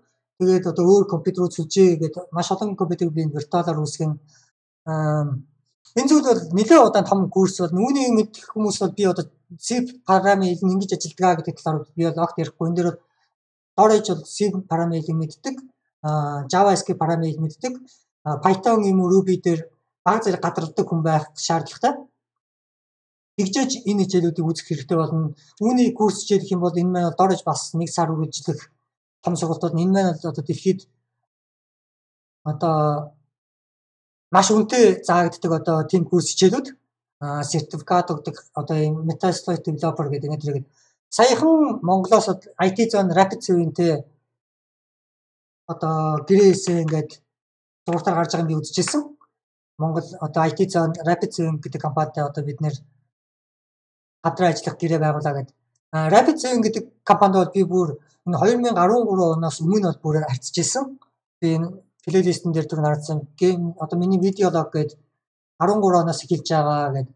Үүнээс өмнө байсан видеонууд энэ чанал дээр видеонууд байсан. Энд бол дандаа хакинг зорилготой кодууд байсан. Би тэрнээс өмнө хэлсэн security researcher гэдэг хүн байсан гэдэг. Тэгээ security researcher байхдаа би айгүй хакинг төрлийн кодууд байдаг. Тэрнийг би бүгдийн энэ чаналаас delete- болсон байгаа. Би дахиж хизээч хак хиймээргүй байна. Энэ зүйлийг бол хүсэхгүй байна. Энэ амьдрал миний тэр амьдрал дууссан учраас би бол бүх видеого delete- болсон. Гэхдээ би Rapid Zone гэдэг компаниг бол мэднэ. Rapid Zone гэдэг маань бол энэ Metasploit гэдэг фреймворкийг хийдэг. Өнөөдөр одоо Trusted by 7400 нэмэх одоо ийм олон компаниуд итгэлтэй гэсэн байна. 120 нэмэх оронд одоо итгэлтэй гэсэн байна энэ програм гэдэг. Одоо хэрэглэгчдийн харагдаж Microsoft, Adobe, LG, Netflix гэдэг. Энэ бол одоо дэлхийд дээр байгаа хамгийн хүчрэг open source hacking framework гэж ойлгож байна. Хакерууд яашилдаг.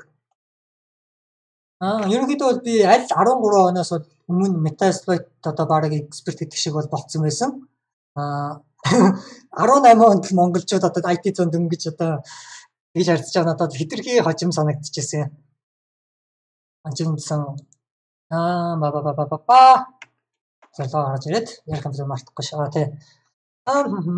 Энэ одоо миний тэгээ надаас айгүй асуудаг. Эндгээр зүйлс би бол ингээд танд маань миний зорилго маань одоо сая төгрөг хүрчих юм бол дараагийн саруудаа би ингээд JavaScript гэдэг хичээлээ заагаад дуусчих юм бол JavaScript дунд шатных гэдэг дундчдаа дуусгах юм бол дараа нь гүнзгий гэдэг C код, C параметрыг үргэлжлүүлээд гэх мэтчлэн над танд өгж байгаа хүмүүс одоо яг юу ямар төрлийн юмыг илүү үзэхийг хүсэж байна. Яг тэр чиглэлээр нь би бол контент үйлдвэрлэлийг хийх бол зорьсон. Миний зорилго над ханд өгж байгаа хүмүүс одоо жишээлбэл Dota тайлбарлаач. Би бол Dota-гийн бас мэрэгжлийн аналист гэдэг шиг бол хүн.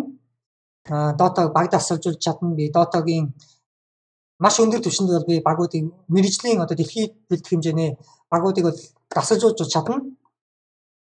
Тэгээд хүмүүс Dota-гийн талаар одоо би бол энэ дэр зүгээр одоо хаяа стрим хийж үзүүлсэн байгаа. 3 стримний 2 дээр нь одоо энэ Rampage. Ерөнхийдөө сүүлийн үед би одоо мэрэгжлийнхаар гэх юм бол бас Tekken тоглож сурж байгаа. Би бол хуучин багтаа бол Tekken 3 тоглодог байсан. Тэгээд тоглоогоо айгүй олон жил очиад одоо би өнөөдөр бол би 31 настай Dota бол амжихгүй. Гэхдээ өнөөдөр би 31 настай ганц хүний одоо мэрэгжлийн геймер болоо гэх юм бол би бол код сурахаас өмнө геймер болох гэдэг бол мөрөөдөлтэй байсан. Тэрнээс өмнө бол геймер байсан үндсэндээ бол яг үндэ Монголд бол маш эрдэнд одоо Dota-гийн маш том тактикуудыг бол би Монголд аль эрт хийжсэн. Dota өнөөдрийнх шиг юм том болж хөгжиж одоо Dota 2 гарч иж өнөөдрийнх шиг ийм том болоогүй байхад би Dota ийм том болно гэдгийг бол бүр аль эрт мэдчихсэн. 2006 онд би одоо 2006 онд би Counter-ын хамгийн сүүлийн Counter-ийнхаа кино хийгээд CS 1.6 Pro Jump BKB Enemy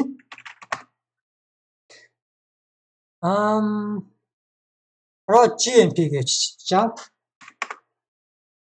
Одоо энд миний кино гарч ирнэ. Энэ Pro Jump BKB Enemy гэдэг 9 жилийн өмнө аплод хийсэн. Энэ бол миний 2006 онд одоо хийсэн кино.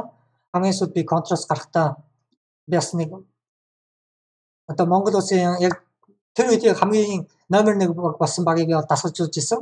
Тэгээд 7 хоног орчим дасгалжуулаад би дахиад Counter тоглохгүй гэж гараад өөрийнхөө бол кино хийгээ гарсан байгаа. 2006 онд бол тэр үед бол үсрэлтийг бол ингэж үсэрдэг гэж бол тэр үеийн хүмүүс бол ихэнх хүмүүс бол мэддэг байсан. Тэгэхэд би бол айгүй бичлэг үзэж одоо бичлэг үздэг байсан. Ягаад гэвэл би энэ дэлхийд бол энэ зүйл айгүй томорно гэдгийг би бол бичлэгээс ерөнхийдөө мэддэг байсан. Тэгээд бичлэгээс үзэж энэ Pro Jump гэдэг юм үсрэлтийн одоо өөрийнхөө техникийг үзүүлсэн кино хийгээд гараад би Dota руу орсон байгаа. Тэгээд код бич хүртлээ бол ерөнхийдөө бол би өөрийгөө одоо геймер болж амьдрна гэж бол мөрөддөг байсан. Тэр Монголоос өөр газарт байсан бол би аль нэг спонсортой том багт ороод геймер болсон тоглолцоо явж байгаа гэж аюу одоо боддог байсан. Ягаад гэхээр би тэр үеийн одоо Азийн хамгийн том тэр үед одоо Dota-гоор хамгийн хүчрхэг байсан багууд бол KS гэдэг баг байсан. KS эднэртээ одоо Азийн том багуудтай би бол онлайнаар бол яг тоглож үзээд эдгээрээс би бол ямар ч нэг дутгааргүй байна гэдэг ойлголтыг бол авчихсан байсан. Тэгээд өөрийгөө ерөнхийдөө Dota-г бол аюу том болно гэж мэддэг байсан учраас геймер болно гэж мөрөддөг байж байгаад програм биччихээ эхлээл тэгээд ерөнхийдөө түүнээс хойш би тоглоом ертөнцөөс гарсан байгаа. Тэгээ буцаад би тоглоом руу орохдоо энэ Tekken-ийг бол ерөнхийдөө сонирхож ирсэн сүүлийн үед бол Tekken. Тэгээд хүн надад Tekken-ний талаар одоо видео хийгээч гэдэг ханд өгөх юм бол би Tekken-ний талаар видео хийн. C++ гэдэг илүү их ханд одоо над ирсэн ханд ихэнх нь C++ хичээлээ заагаач гэдэг ханд ирэх юм бол би C++ контент үйлдвэрлэнэ. Тэгээд хүмүүсийн хандаас одоо ямар юм хүсэж байна. Түүнд зориулсан контентийг би одоо ханд нь одоо хамгийн их ирж байгаа түнд зориулж би одоо ихэнх цагаа одоо цагийнхаа хуваар гаргана гэсэн үг. Ихэнх одоо хандууд над C++ дээр ирсэн байх юм бол би C++ хичээл ихэнх хандууд JavaScript заагаач гэж хандууд ирсэн байх юм бол би JavaScript хичээл гэх мэтчлэн одоо ингэ цагаа зарцуулна гэж бол бодсон. Тэгээ өнөөдрийн байдлаар надад 15,000 төгрөгийн хандууд ирсэн. Сая төгрөг маань болоогүй учраас энэ видео одоо энэ стрим маань бол ерөнхийдөө одоо стримийн сүүлийн 10 хоног эхэлж байгаа гэж ойлгож байна. Хагасаа бүтэн санд бид стрим хийхгүй яагаад тэр манай хоёр найз гэртээ байдаг учраас зурагт мурт үзээд энд бол над ямар ч стрим хийх боломжгүй болчдөг. Шөнийн цагаар хүн унтчих хахад би энд юм бол яриад байхыг бас хүсэхгүй байгаа учраас шөнийн цагаар би стрим хийхгүй. Тэгээд би яг тэр хоёр найз маань байхгүйд ажлын 5 өдөр одоо би яг стрим хийнэ гэсэн үг. Тэгээд ерөнхийдөө надад одоо сүүлийн 7 хоног бол эхэлж байгаа гэж ойлгож байна. Тэгээ энэ видеоны доор би аюу коммент ирээсэй гэж бас хүсэж байна. Энэ видеог бас маш олон шеэрлээсэй гэж хүсэж байна. What's happened? Яа Twitch, Facebook-ээр стрим хийгээгүй юм бэ гэдэг бас асуулт гарч иж магадгүй энэ миний дараагийн ярих хүссэн зүйл. Twitch миний бол ганц эхнээд би зорилго нь бол бодохдоо би Twitch-ээр Tekken тоглож стрим хийнэ, Tekken Dota тоглоно гэж бол бодсон. G4 Laboratory гэдэг нэртэй миний Twitch channel. Тэгээд би энэгээр стрим хийж яг одоо миний стрим маань эхлэхдээ бол лайв стриминг нэгтгэхдээ би бол энэ Twitch дээр стрим хийсэн байгаа. Гэхдээ энэ 11 сарын 17 гэж байна. Яг эндээс одоо миний хамгийн ихний стрим хийсэн. Гэхдээ энэ видеонууд маань 1080p гэдэг одоо хүн лайв үзэхээ аргагүйгээр одоо шууд 6 мегагийн секундын 6 мегагийн хэмжээтэй стрим хийгдчихсэн. Лайваар яг Twitch-ийн сервер энийг энкодинг хийхгүй байсан. Секундын 6 мега гэдэг нь одоо юу гэсэн үг вэ гэхээр би энд стрим хийж байгаа параметраа ороод output-ыг харах юм бол 6000 битрейт гэж байгаа. 6000 битрейт гэдэг нь юу гэсэн үг вэ гэхээр миний энэ YouTube руу одоо энэ аплод хийж байгаа видео минь секундэд 6 мегагийн одоо файлын хэмжээ секундэд 6 мегагийн файл би аплод хийнэ гэсэн үг.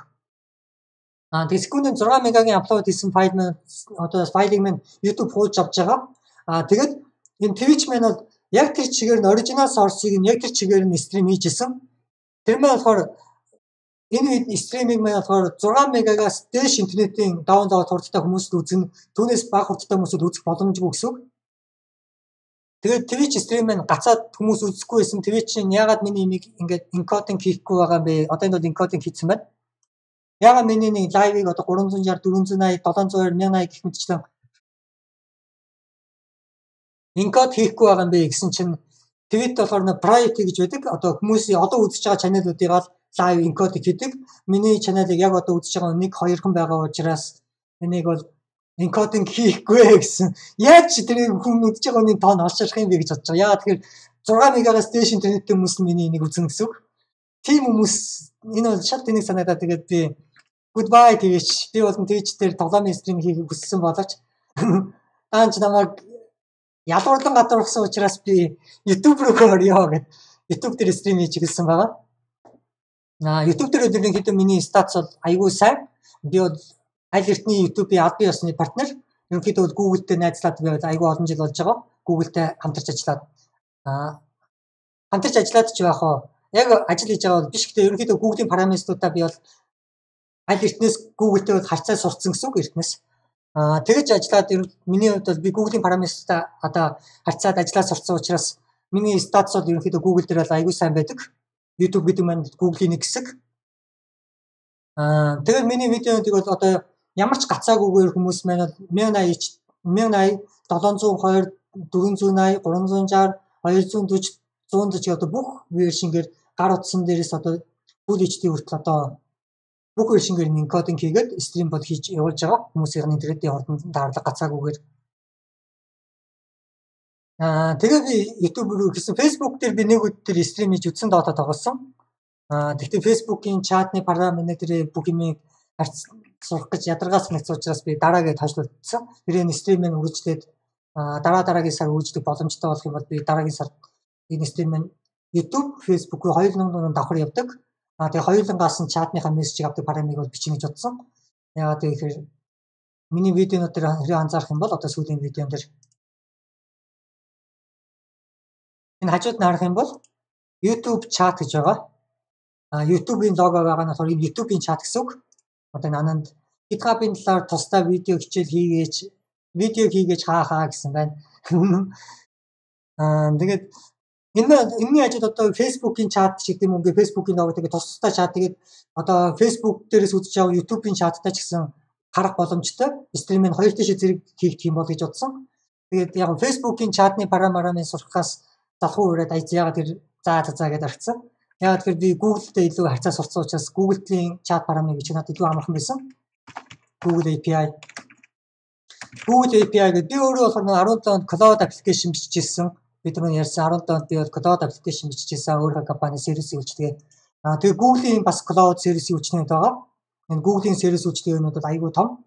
Тэгээ Google-ийн сервис яг үүнтэй бол миний одоо адилхан гэсэн үг. Энэ болохоор Google-ийн сервис одоо Google Experience, Google Mobile, Google Map одоо юу гэдэг энэ бол Google-ийн бүх параметр Google Cloud, Google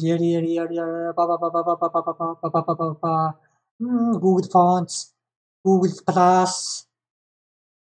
ингээд юм YouTube Data API гэж байгаа. Энэ YouTube Data API гэдэг ашиглаад би бол чат параметр маш амархан нэг өдрийн турш бичсэн. Лайв одоо яг лайваар бичсэн. Таяр чимээгөө. Энэ бол миний зорилго байлаа. Тэгээд миний дараа энэ зорилго биш. WhatsApp, Facebook, Twitch юу басна. Twitch-ийн чат матны дараа нь комент болоод ингээд хадгалагдчихдаг амар надад жоохон тэнэг санагдсан Facebook. Тийм учраас би YouTube дээрээс яагаад тэгэхээр манай эзнэр Facebook гэдэг бас стриминг хийж гэдэг саналыг аюу хийсэн. Яагаад тэр хүмүүс аюу гар утсанаас үздэг. Гар утас нь Facebook үнгүй байдаг учраас чи Facebook-ээр стрим хий гэж бас найз минь аюу олон надад зүүлсэн. Гэхдээ би YouTube дээрээс хийхийг илүү үзээ яа тэгэхээр илүү чанартай видеонуудыг би хүмүүс үзүүлэх боломжтой болж байгаа. Энэ чат аппликейшн яриа юмуд яагаад яванда би өөрийнхөө чат парамыг бичээд тэгээд Facebook-ээр бас давхар стрим хийж магадгүй гэсэн бол бодлоо байсан. Яагаад тэгэхээр энэ YouTube-ийн чат бас айгүй удаан ажилладаг. Тэнгүүд би өөрийнхөө чатыг Монгол дотор ажиллах чат гэх юм бол Монгол дотор маш хурдтай ажиллана гэсэн үг. Бараг надад өмнө бичсэн нэг хүний одоо бичсэн парам тэндээс одоо над руу явуулсан одоо код нь бараг тэр дорой надад бол ирнэ. Тэгээд маш хурдан харьцаад одоо амар болно гэсэн үгнээс би одоо өөрийнхөө бас чат парамыг бичиж магадгүй гэж бодож ирсэн. Тэрээ тогтмол энэ зүйл сар болгон болчихвол гэхдээ энэ зүйл маань болж чадаагүй. Тэгээ прогресс өнөөдөр одоо бидний прогресс ямар хувьтай байна гэх дараагийн юм зүйл прогресс нөт одоо би калькулятор ажиллаа. 15,000-ийн хуваах нь 1 сая. Өнөөдрийн бидний прогресс 0.015% гэдэг одоо ийм прогресс бид нар өнөөдөр 1% ч хүрч чадсангүй миний ханд байх зорилго маань бол магадгүй би энэ видеог стримийг хийж ихтэй хийж шууд энэ видеог хийх хэрэгтэй байсан баг. Стримээ дуусчих бараг 10 хоногийн өмнө одоо би энэ видеог хийж байгаа нь арайдсан ч магадгүй лээ. Нэгтээ би энэ стрим хийж сурах хэрэгтэй байсан. Ягаад гэвэл би өмнө хизээч ингэж стрим хийж үзээгүй. Шууд энэ зүйлийг би газар дээр нь сураад хийгээл одоо парамын би газар дээр нь бичиж явсан. Бүх одоо энэ стрим зориулсан парамууд би бүгдийг газар дээр нь бичсэн. Би нэр яг одоо сая хажуутраад ихснээр анзаарлаа. Чатныхаа парамыг би ажиллахаа мартсан байна. Одоо энд бол миний JavaScript-ээр бичсэн чатны парамаар байгаа. Тэгсэн дээр чат гэсэн start. Одоо энэ миний чатны node application ажиллаж байна. Холбогдож чадсангүй гэж юм. Заримдаа ингэж тэнэгтээд байд. Би нэг ямар ч та мэдгүй. Дараа би нэг засна заах. Энийг надаас өөрхөн ашиглахгүй ч нэг ч би одоонд засахгүй барьчихад байгаа. Дахиад холбогдсангүй гэж ингэ мангартаад байд. Заримдаа юунаас бол юм бэ гэд. Could not connect. That's stupid. What's wrong with you? Hey, what's wrong with you? Oh my god. Start please. Could not connect. Could not connect for би эсвэл энэ дэр өөр ажиллагдсан байгаа бол local for 4000 YouTube chat. Би энэ ажиллаж штэ гэх юм. Тэгээ энэ юм онгортаад байгаа бол couldn't connect. Магадгүй би энэ дэр жоо алдаа байж болох байлаа. Гэхдээ би энэ ready гэдэг үгийг харж ажил санаа мармаар. Энэ ready гэдэг үг гарч ирдээ энэ да. Магадгүй би энэ стримээс private стрим гэдэг юм бол public болгоогүй. Public. Start please. What's wrong? No. Яагаад? Background-д өөр ажиллаж байгаа юм байгаа бол би дахиад давхар шалгаж үзтгий. Local host 4000 байхгүй байна да. Одоо ажиллалаа. Could not connect. Битэд нэгтэй байл та. Зайчсан би нэг ажиллаж байгаагүй шалгаад үзье. Тест гэдэг одоо бичээд чатан дээр.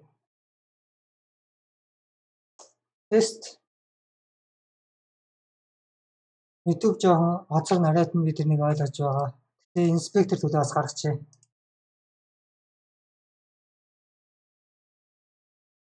Гарч ирэхгүй л байна да. Энэ парам байна. Ажиллахгүй л байна гэсэн үг тэгэхээр. Энэ нөгөө миний компьютер дээр суугаад гүрээгүүл өөрчлөлт хийгүүл бол ажиллах л ёстой доо. What is this? Хамгийн сүүлд би стриминг ажиллаж байсан юм да хасаа тэр. Oh my god. Амар юм бэ.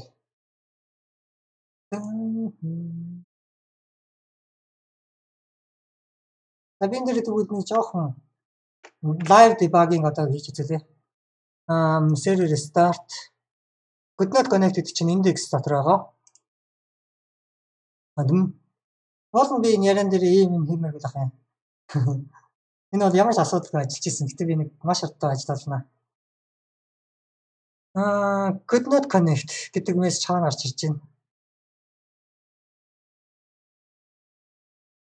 Серверээс ирж байгаа юм байна. Энд бол ямар ч байхгүй. Тэр сервер тийм ээ, тэгвэл энэ яагаад серверээс тоглохгүй юм гэсэн үг тийм. Миний API таны юм аа, миний энэ хүн хүрээг бол миний config file email ID, ID. What is this? Дараа нь би энэ ID-гаас олчнаа, би сая public зориулаар харуулсан болохоор дараа нь соличихно. За би нэг дараа нь энэ яриагаа дуусчаад засъя. Энэ одоо миний яг хажууд стримийн хажууд гардаг чатны параграф. Гэхдээ энэ маань энэгтэй тань яг одоо яагаад байгаа би ойлгохгүй. Сүүлийн удаа.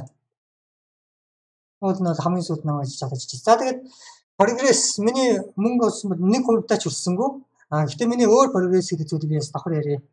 Миний өөр прогресс гэдэг нь би энд ямар хичээлүүдийг хийж чадсан бэ? Энэ хугацаанд одоо би 3-7 хоног стрим ихтэй юу гэж амжуулсан бэ гэх юм бол би ямар ч байсан JavaScript-ийн 9 цагийн хичээлийг бол хийсэн байгаа. Энэ зүйлдэр бол би game engine гэдэг зүйлийн талаар бол game engine гэдэг зүйлийг бол бичих аргаар JavaScript-ийг заасан. Манай багш надад яг game engine гэдэг бичих C++, computer science гэдэг хичээлийг заахта game engine гэдэг зүйлийг ашиглаж заадгаа гэдэг одоо YouTube-ийн түрүүний ярьсан Gmaking гэдэг. Яг түрүүнтэй адилхан би JavaScript гэдэг хэлэн өөр. Энэ айгу JavaScript гэдэг хэлээр би game engine бичих аргаар одоо JavaScript-ийг бол заасан. Яг тэгэхээр би өнөөдөр бол JavaScript developer. Тэгээд энэ хакинг талаар бас нэг скриптийн талаар бас нэг 2 видео амжуулсан байна. Тоглоомын параметрууд зориулсан математикийн хичээл, вектор математикийн хичээлүүд гээд энэ маань бас 2 хичээл хийж амжсан байна. Энэ бол айгүй чухал одоо хичээлүүд. Одоо энэ тэрөө эдгээр зүйлийг сайн ойлгох юм бол дараа нь PhD одоо энэ бол харсан. Энэ бол одоо докторийн зэрэг хамгаалах хэмжээний материалыг хийх боломжтой болох болно гэсэн үг. Одоо энэ математикийг сурах юм бол үеэр нь үнэтэй тэнцвэр хэмжээний хичээлүүдийг бол энэ заах санаатай байсан. Тэгээ C# хичээл дээр бас энэ 2 хичээлийг нэмж хийсэн. Тэгээ энийг бас үргэлжлүүлнэ гэж бодож ирсэн. Тэгээ иймэрхүү прогресстэй явуулсан байна. Өнөөдөр бол ерөнхийдөө 3 дотогийн видео, 4 ширхэг пикэний видео. Прогресс бол хичээлийн прогресс бол би эндээ бол аюул сэтгэл хангалуун байгаа. Хандив маань бол хангалттай болж чадаагүй ч гэсэн дараа сард одоо стрим их мөнгөнд бол хүрч чадаагүй ч гэсэн энэ хичээлийн минь прогресс айгүй 10 хоногт бол айгүй сайн явсан байхаа гэж үгүй. Энэ сүүлийн стрим хийж эхлээд видеонуудаа би зэгцтэй болгож эхлээд анх бол би амар замраагүй хийчихсэн. Сүүлдээ видеонууд маань айгүй зэгцтэй болж эхэлсэн. Тэгээ өнөөдөр би бол энэ JavaScript хичээлийнхаа 10 дахь хичээл game loop гэдэг хичээл заана гэсэн бодолтой байгаа. Дараа 10 дахь хичээл нь game loop. Ерөнхийдөө бол энэ прогрестэнд бол би айгүй сэтгэл хангалуун байна. Явсан. Тэгээд энэ бол одоо сүүлийн 10 хоногт би юу заахыг хүсэж байна гэх юм бол би цаг баг үлдсэн учраас би JavaScript хичээлээр ерөнхийдөө төлхөө видеонд оруулна. Энэ JavaScript-ийн game engine хийж явах үед бид нэр тоглоомын параметр вектор математикийн програмууд гарч ирнэ. Энэ дээр бол би 3D математикийн одоо суурийг зааж эхлэн тэгээ calculus гэдэг зүйлийн эхлэх одоо энэ хичээлүүд маань бол явна. Энэ дээр нэмж би бас нэг 3-4 хичээл чадвал энэ 10 хоногт амжуулж хийх бах. Энэ маань зөвхөн одоо тоглоомын параметртгүй зөвхөн 3D max одоо юу гэдэг 3D-тэй холбоотой бүхэл одоо параметруудад бол хэрэгтэй бах. Одоо барилгын параметр бичиг төрлийн нь бол хэрэг болно энэ математикийн хичээлүүд бол.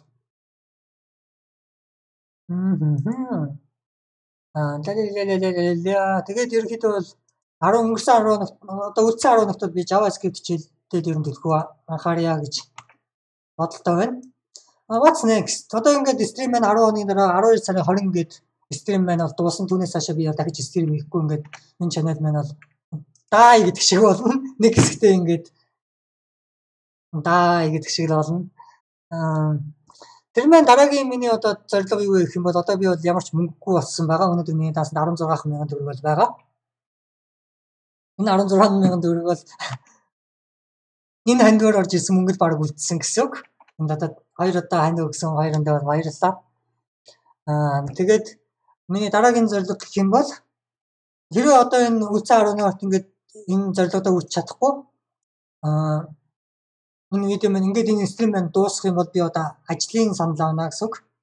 Stack Overflow би ерөнхийдөө 18 он ихтэй би гадагшаа ажлын санал авд юм уу гэж бас бодож ирсэн. Энэ болохоор миний Stack Overflow дээр одоо миний өөрийгөө тавьсан танилцуулга одоо миний танилцуулга гэсэн үг. Яг одоо миний одооны байгаа юу гэсэн чинь Long Binary City-гийн одоо гүйцэтгэх захирал энд бичсэн болохоор маш гүнзгий одоо маш одоо туршлагатай experience гэдэг нь болохоор маш их туршлагатай гэсэн үг. Experience яг тэр би маш их цагийг JavaScript бараан бичгээд зарцуулсан. Өнөөдөр миний ажлынхаа бараг 97% бол 97% цагийг бол JavaScript-ээр бүх юм хийдэг. Тэгээ маш гүнзгий одоо туршлагатай React, JavaScript одоо юу гэдэг AngularJS гэх мэтчлэн ер нь бол JavaScript, ECMAScript 5-аас нь би сурсан гэсэн. Өнөөдөр 18 болсон байна. 11 оны одоо энэ бол стандарт ECMAScript гэдэг бол тэгээд ийм гүнзгий одоо ийм олон жилийн туршлагатай JavaScript developer байна. Тэгээд та нарт ирээд мэрэгжлийн JavaScript developer хэрэгтэй бол та нарын хайж байгаа хүн чинь би гэдэг. Бас дуртай текст editor гэсэн санал асуудал байгаа хэрэг нь Vim гэж бичсэн. Хамгийн анхны өөрийн чинь компьютер гингүүд Python 3 миний хамгийн анхны. Тэгээд би ийм төрлөөр одоо ажлын санал авна. JavaScript, C++, Node JavaScript, GFO framework, MySQL гэсэн югаар одоо яана энэ миний өнгөрсөн хугацаанд хийжсэн зүйлс гэдэг одоо ер нь энэ GFO framework югаар бичсэн.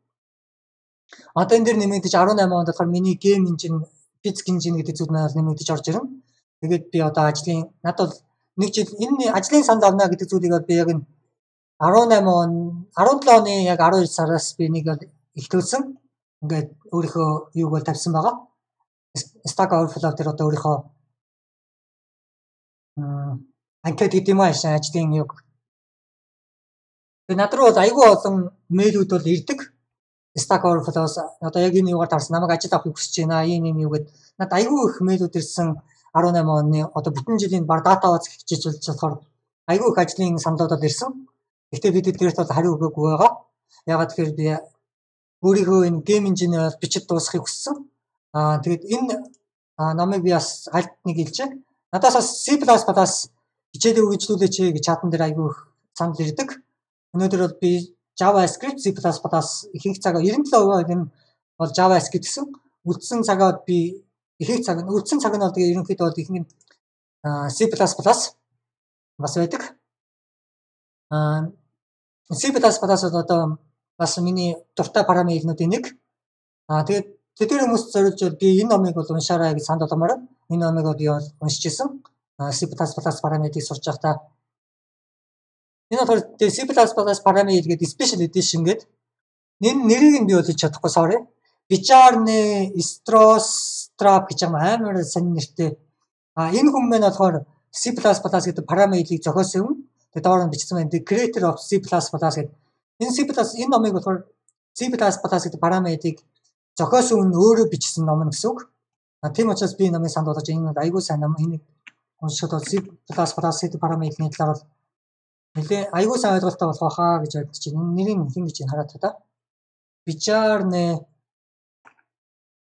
айгүй нэр Stroustrup гэдэг. Энэ хүн энэ хүн маань одоо өнөөдөр бол ийм хөгжим болсон юм байгаа. Энэ хүн маань одоо C++ гэдэг параметрыг зохиосон. Өнөөдөр хүртэл хөгжүүлж байгаа. Одоо C++ хамгийн сүүлийн стандарт нь 17 байна уу? Би бол тийг санаж байна. 17 оных. Тэгээд би бас нэг өдөр өөрийнхөө GFO framework гэдэг шиг энэ хүн гэдэг шиг бас өөрийнхөө номыг бас гаргаж магадгүй. Одоо GFO framework зохиогч нь гэдэг бичсэн энэ номыг бичсэн хүн нэг GFO framework-ийг зохиосон хүн гэдэг. Гэхдээ би ингэж цаасан ном байснаас би бол өөрийнхөө номыг видео хэлбэрээр байсан илүү дээр гэж боддог. Яагаад тэгэхээр хүн одоо цагт бол ингэж ном уншихаас илүү видео үзэж сурахыг бол илүү маш олон хүн илүү үздэг болсон. Тэгээд би өөрийнхөө GFO framework-ийн талаар эцэг нэг өдөр бас стрим хийгээд өөрөө GFO framework-ийн талаар хичээлүүдийг яг publish хийх үед бол гарах баг. Түүнээс өмнө сурья гэх юм бол би бол миний хандивын юм болох юм бол би бол зааж магадгүй гэж бодож исэн. Тэгээд энэ зүйл маань өөрөө болохгүй би одоо 12 сарын 20 гээд би 20 болтлоо яг энэ хийж байгаа зүйлдээ бол анхаарлаа хандуулна. Яг энэ стрим рүү фул анхаарлаа хандуулна. Тэгээд 20 дуусангууд би өөрийнхөө хийчихсэн физик хэмжээнд би түрүү хэлсэн. Миний өөрийн физик хэмжээнд одоо би бэкграундда провайдер ажиллаж байгаа гэж. Миний гейм хэмжээний одоо энэ хоёр зүйл маань дуусчих юм бол одоо би дараа нь memory гэдэг зүйлийг шийдэл миний гейм хэмжээний cloud гейм хэмжээ ажилд ороход бэлэн болно гэсэн. Cloud гэдэг маань бол ерөнхийдөө бол опшн шаардлагагүй одоо тоглоом хийж байгаа хүмүүсийн бүгдээр гэр гэрээсээ хандаад тоглоом хийх боломжтой team гейм хэмжээ хийхийг бол би зорж байгаа. Ерөнхийдөө бол энэ хоёр зүйл маань дуусчаад дараа нь би энэний талаар аягүй олон бас номнууд надад бол байгаа. Тэдгээр номнуудыг уншиж хагаад бол энэ зүйлээ бол хийчих бах. Үүнийг хийгээд одоо надад тийм ч хүндрэлтэй биш бах. Яагаад гэхээр би нэлээд туршлагатай C++ developer өнөөдөр болцсон. Тэгээд тэрэн дээрээ би миний гейм инженер маань ерөнхийдөө бараг дуусаад одоо 97%-тай ойрхон болцсон байна гэж ойлгож байна. Гэхдээ хамгийн анхны cloud version бол браузер дээр гарч ирнэ. Браузер дээр гарч ирэх үед тэр одоо memory шаардлагагүй. Яагаад гэхээр браузер дээр бол JavaScript одоо гейм инженер бол memory access хийх ямар ч боломж байхгүй. Тийм учраас ерөнхийдөө бол браузер дээр гарч ирэх хөтөлбөр маань бол түрүүлээд бол одоо хүмүүсийн хамгийн ихэд ажилд орно. Дараа нь одоо юу гэдэг install хийж компьютер дээр суулгах. Яг оригинал одоо яг full feature гейм инженер дараа нь татаж авах хөтөлбөрөөр дараа нь memory гэдэг зүйлийг хийгээд дууснаа гэсэн үг. Ингээд энэ бол миний хувийн прожект. Ерөнхийдөө бол би өөрийнхөө одоо хувийн бизнес гэдэг зүйл дээр л ажиллахыг хүссэн. Яагаад гэхээр иргэний нийтэд би маш хүнд ажлын одоо туршлага гэдэг зүйлийг биеэр амсаж дахиж тэгж ажиллахыг хүсэхгүй байгаа. Дахиад би хүний дор хэрэг ажиллахыг хүсэх юм бол хангалттай цалингийн нөгөө гэдэг зүйлийг би шаардна. Тэгээд над дэлхийн эндээс айгүй ажлууд ирдэг, айгүй өндөр саналууд, зарим саналууд нь бол байсан. Нэг сард ирсэн саналууд яг миний бүр хамгийн бүр яг хийх юмсан гэсэн бүр ажил байсан. Яг Node JavaScript би бол яг Node JavaScript developer өнөөдөр Node JavaScript-ээр cloud одоо туршлагатай программист гэсэн би 17 онд өөрийнхөө яг cloud service гэдэг зүйлийг бол хийсэн. Cloud engine дээр одоо ажиллах тийм Node JavaScript developer-ыг ажилд авнаа. Цалин нь $200,000 гэсэн байсан. Тэр бол над ирсэн хамгийн өндөр цалингийн санал байсан. Тэгээ бүр яг миний яг мэрэгчсэн байгаа зүйлээр баг ирсэн санал. Гэхдээ би гейм инженерийн зүйлийнхаа физик инженерийг хийчээд ажлын санал авахыг хүссэн. Яг тэгэхээр би тэр ажлыг аваад гадагшаа яваад одоо юу гэдэг Канада, Америк ч гэдэг юм уу, Европ ч юм уу өөр дэшээ яваад өгнө. Тэгээд тэр хүмүүс миний амьдралын стил өөрчлөгдөд, амьдралын хэм маяг өөрчлөгдөд тэр компани нэг ажилтан болоод тэр компани одоо нэг хэсэг болно гэсэн үг. Одоо тэнд бол яг над шиг өөр одоо девелоперууд хамт ажиллана гэсэн үг. Одоо мэргэжлийн девелоперууд нэг хамт суугаад тэгээд яг өөртөө ижлэхэн түвшний параметруудаар зэрэгцэн суугаад том асуудлууд дээр яг ажиллаад тэр компани нэг хэсэг болоо ажиллаад эхлэх юм бол би магадгүй энэ зүйлээ би хойш нь тавиад айгүй удаан хойш нь тавьсан зүйлээ хэзээ ч хийхгүй байж магадгүй гэж айсан учраас энэ зүйлийг би хийчихэд ажлын санал авахар шийдсэн. Тэгээ энэ зүйл маань ерөнхийдөө өнөөдөр бараг дууссан байгаа. Тэгээ what's next гэдэг маань ерөнхийдөө тэр 12 сарын 20 дууссангууд би өөрийнхөө гейм инженерийн физик инженер дуусаад өөрийнхөө одоо гейм инженерийн зүйлийг ерөнхийдөө бараг ингээд ашиглаад бараг бэлэн болгож эхний хэмжээгээр дуусаад тэгээд ажлын саналуудад би хариу өгч эхэлнэ. Тэгээд би гаднаас ажил авч хийн. Тэгээд гаднаас ажил авч хийх юм бол би бүх цагаа тэр ажилдаа зарцуулна. Дахиад би стрим хийх ямар ч дахиад цаг зарцуулахгүй гэсэн үг юм стрэнд. Энэ бол миний дараагийн зорилго байна. Тэгээд үүгээр энэ видеог дуусгая. Хэрвээ энэ стримийг энэ үлдсэн 10 хоногт амжиж сая төгрөг болох юм туслахыг хүсэж байгаа. Би бол бодохдоо 100 үзэгч цаардаа 10,000 төгрөг үзэхээр 100 үзэгчтэй бол Монголоос болж болох боломжтой гэж бодсон. Монголд 3 сая хүн байгаа. Талаас ихэнх залуучууд байгаа. Тэр олон залуучууд дотроос 100 хүн надад сардаа 10,000 төгрөг өгөөд 10,000 төгрөгөндөө би хангалттай мэдээлэл авч чадлаа. Үнэхээр хэрэгтэй мэдээллийг авч чадсан гэж бодох тийм 100 хүн надад сардаа 10,000 төгрөг өгөх юм бол тэр 100% 10,000 төгрөг маань нийлээд дараагийн сарын стримний сая төгрөг бол болно. Тэр энэ сая төгрөг болох юм бол би байр түрээслээд тэгээд гэрэл одоо юу гэдэг стрим одоо бүх юм яг студи шиг өргөө төгчүүлээд илүү чанартайгаар одоо илүү чанартай микрофон авч тавьдаг ч юм уу дараагийн сарда гэр мэдчлэн бүх энэ стримийнхаа чанарыг би одоо үйлчлэгээ би сервис үйлчлэгээ үзэх одоо энэ бол миний бизнес гэж хэлсэн. Тэгээд би энийг одоо хүмүүст илүү чанартай видеод үзүүлэх энэ зүйл рүүгээ анхаарахыг бол хичээх болно. Хэрвээ энэ зүйлийг амжилттай болохыг хүсэж байгаа бол энэ видеог маш олон хүнд шеэр дээрээ тэгээд маш олон хүнд шеэрлэх юм бол маш хурдан 100 хүн болоод 10,000 болох боломж өнөөдөр ч гэсэн боломж байсан байгаа. За тэгээд үүгээр энэ видео дуусгая.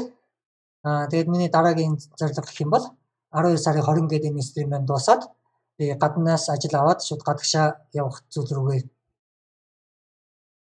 анхаарлаа төвлөрөх болно гэсэн. Тэгээд тэр ажилдаа би бол бүх ажлаа зарцуулна, бүх цагаа зарцуулна. За энэ миний хэлхийг хүссэн бүх зүйл байлаа. Channel update видео, vlog номер 4 бас channel update видео. 18 оны 12 сарын 10 дараагийн видеоор уулзлаа баяр та.